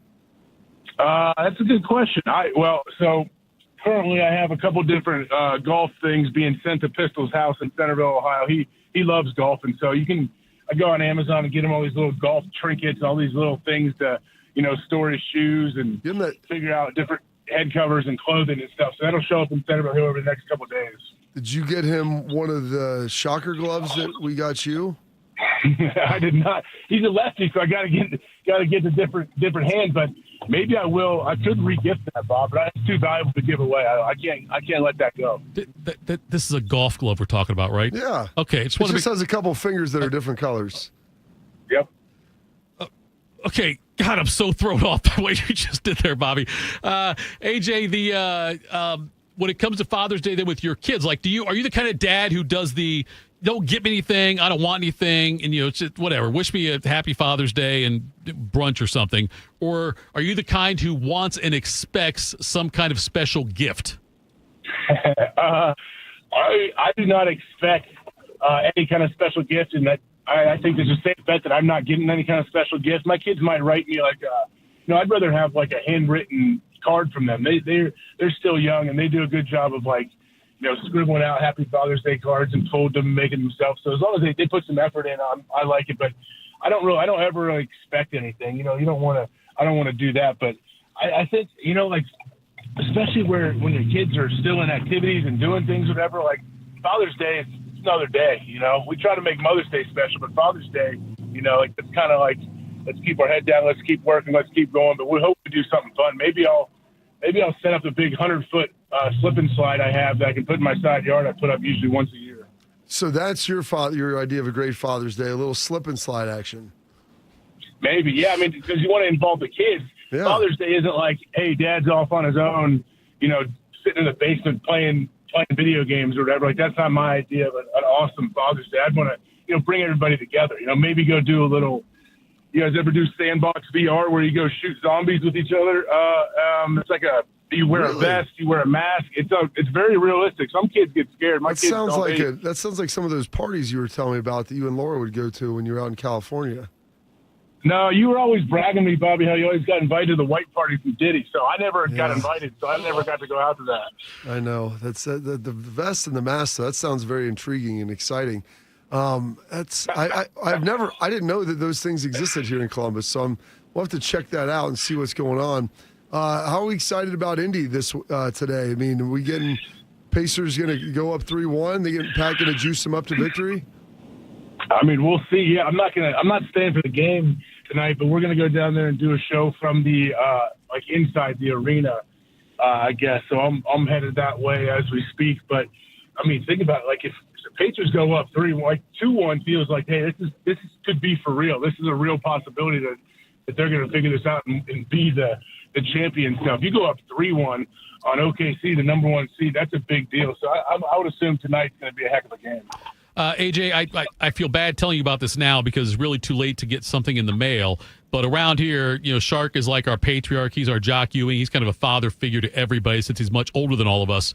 But we usually all chip in and get him cards and a gift and stuff. So maybe, I know next year he won't he'll be with us, but not with us. So I just want to give you a heads up for next year. What would you get Shark if you were buying him a Father's Day gift? Oh, boy. Has he been golfing much lately? Not lately he has, but he's going to have a lot of free time to golf. And he's going on a couple of trips here soon, too. He's heading out to Italy for a couple of weeks. Oh, he's going to Italy. Well, he's on Amazon as well, and there's a thing called a Peter putter that I think is always a great gift. Yes. You can look it up if you ever need to, if you're into golf, that's always a great gift. Not only you can use it, it's kind of like a joke gift at times, but it's actually very useful. And I think that ball will be rolling off of that if you're a golfer. That's pretty remarkable. Wage, we appreciate the time today. We got any sports this weekend before we get you out here? Any tournaments or anything? Yeah, we got some lacrosse going on, lacrosse situations going on. There's always some kind of basketball happening. My daughter just got done playing like a million basketball games over the last 3 or 4 days. June's a big basketball month. I know that for schools. So my daughter's starting to enter high school and getting into all of that stuff. So it's it's a busy time, but it's fun time. It's good. It was beautiful last night. I was out riding bikes with my kids last night when it was starting to get dark. What a nice day it was, and hopefully this weekend is nice. So is your lacrosse, is that for Hendricks then? No, it's my daughter. It's Lennon. Oh, okay. So she's got, all right, because they got something going on in New Albany. I didn't know if I was going to get a chance to see you tomorrow or not. Yeah.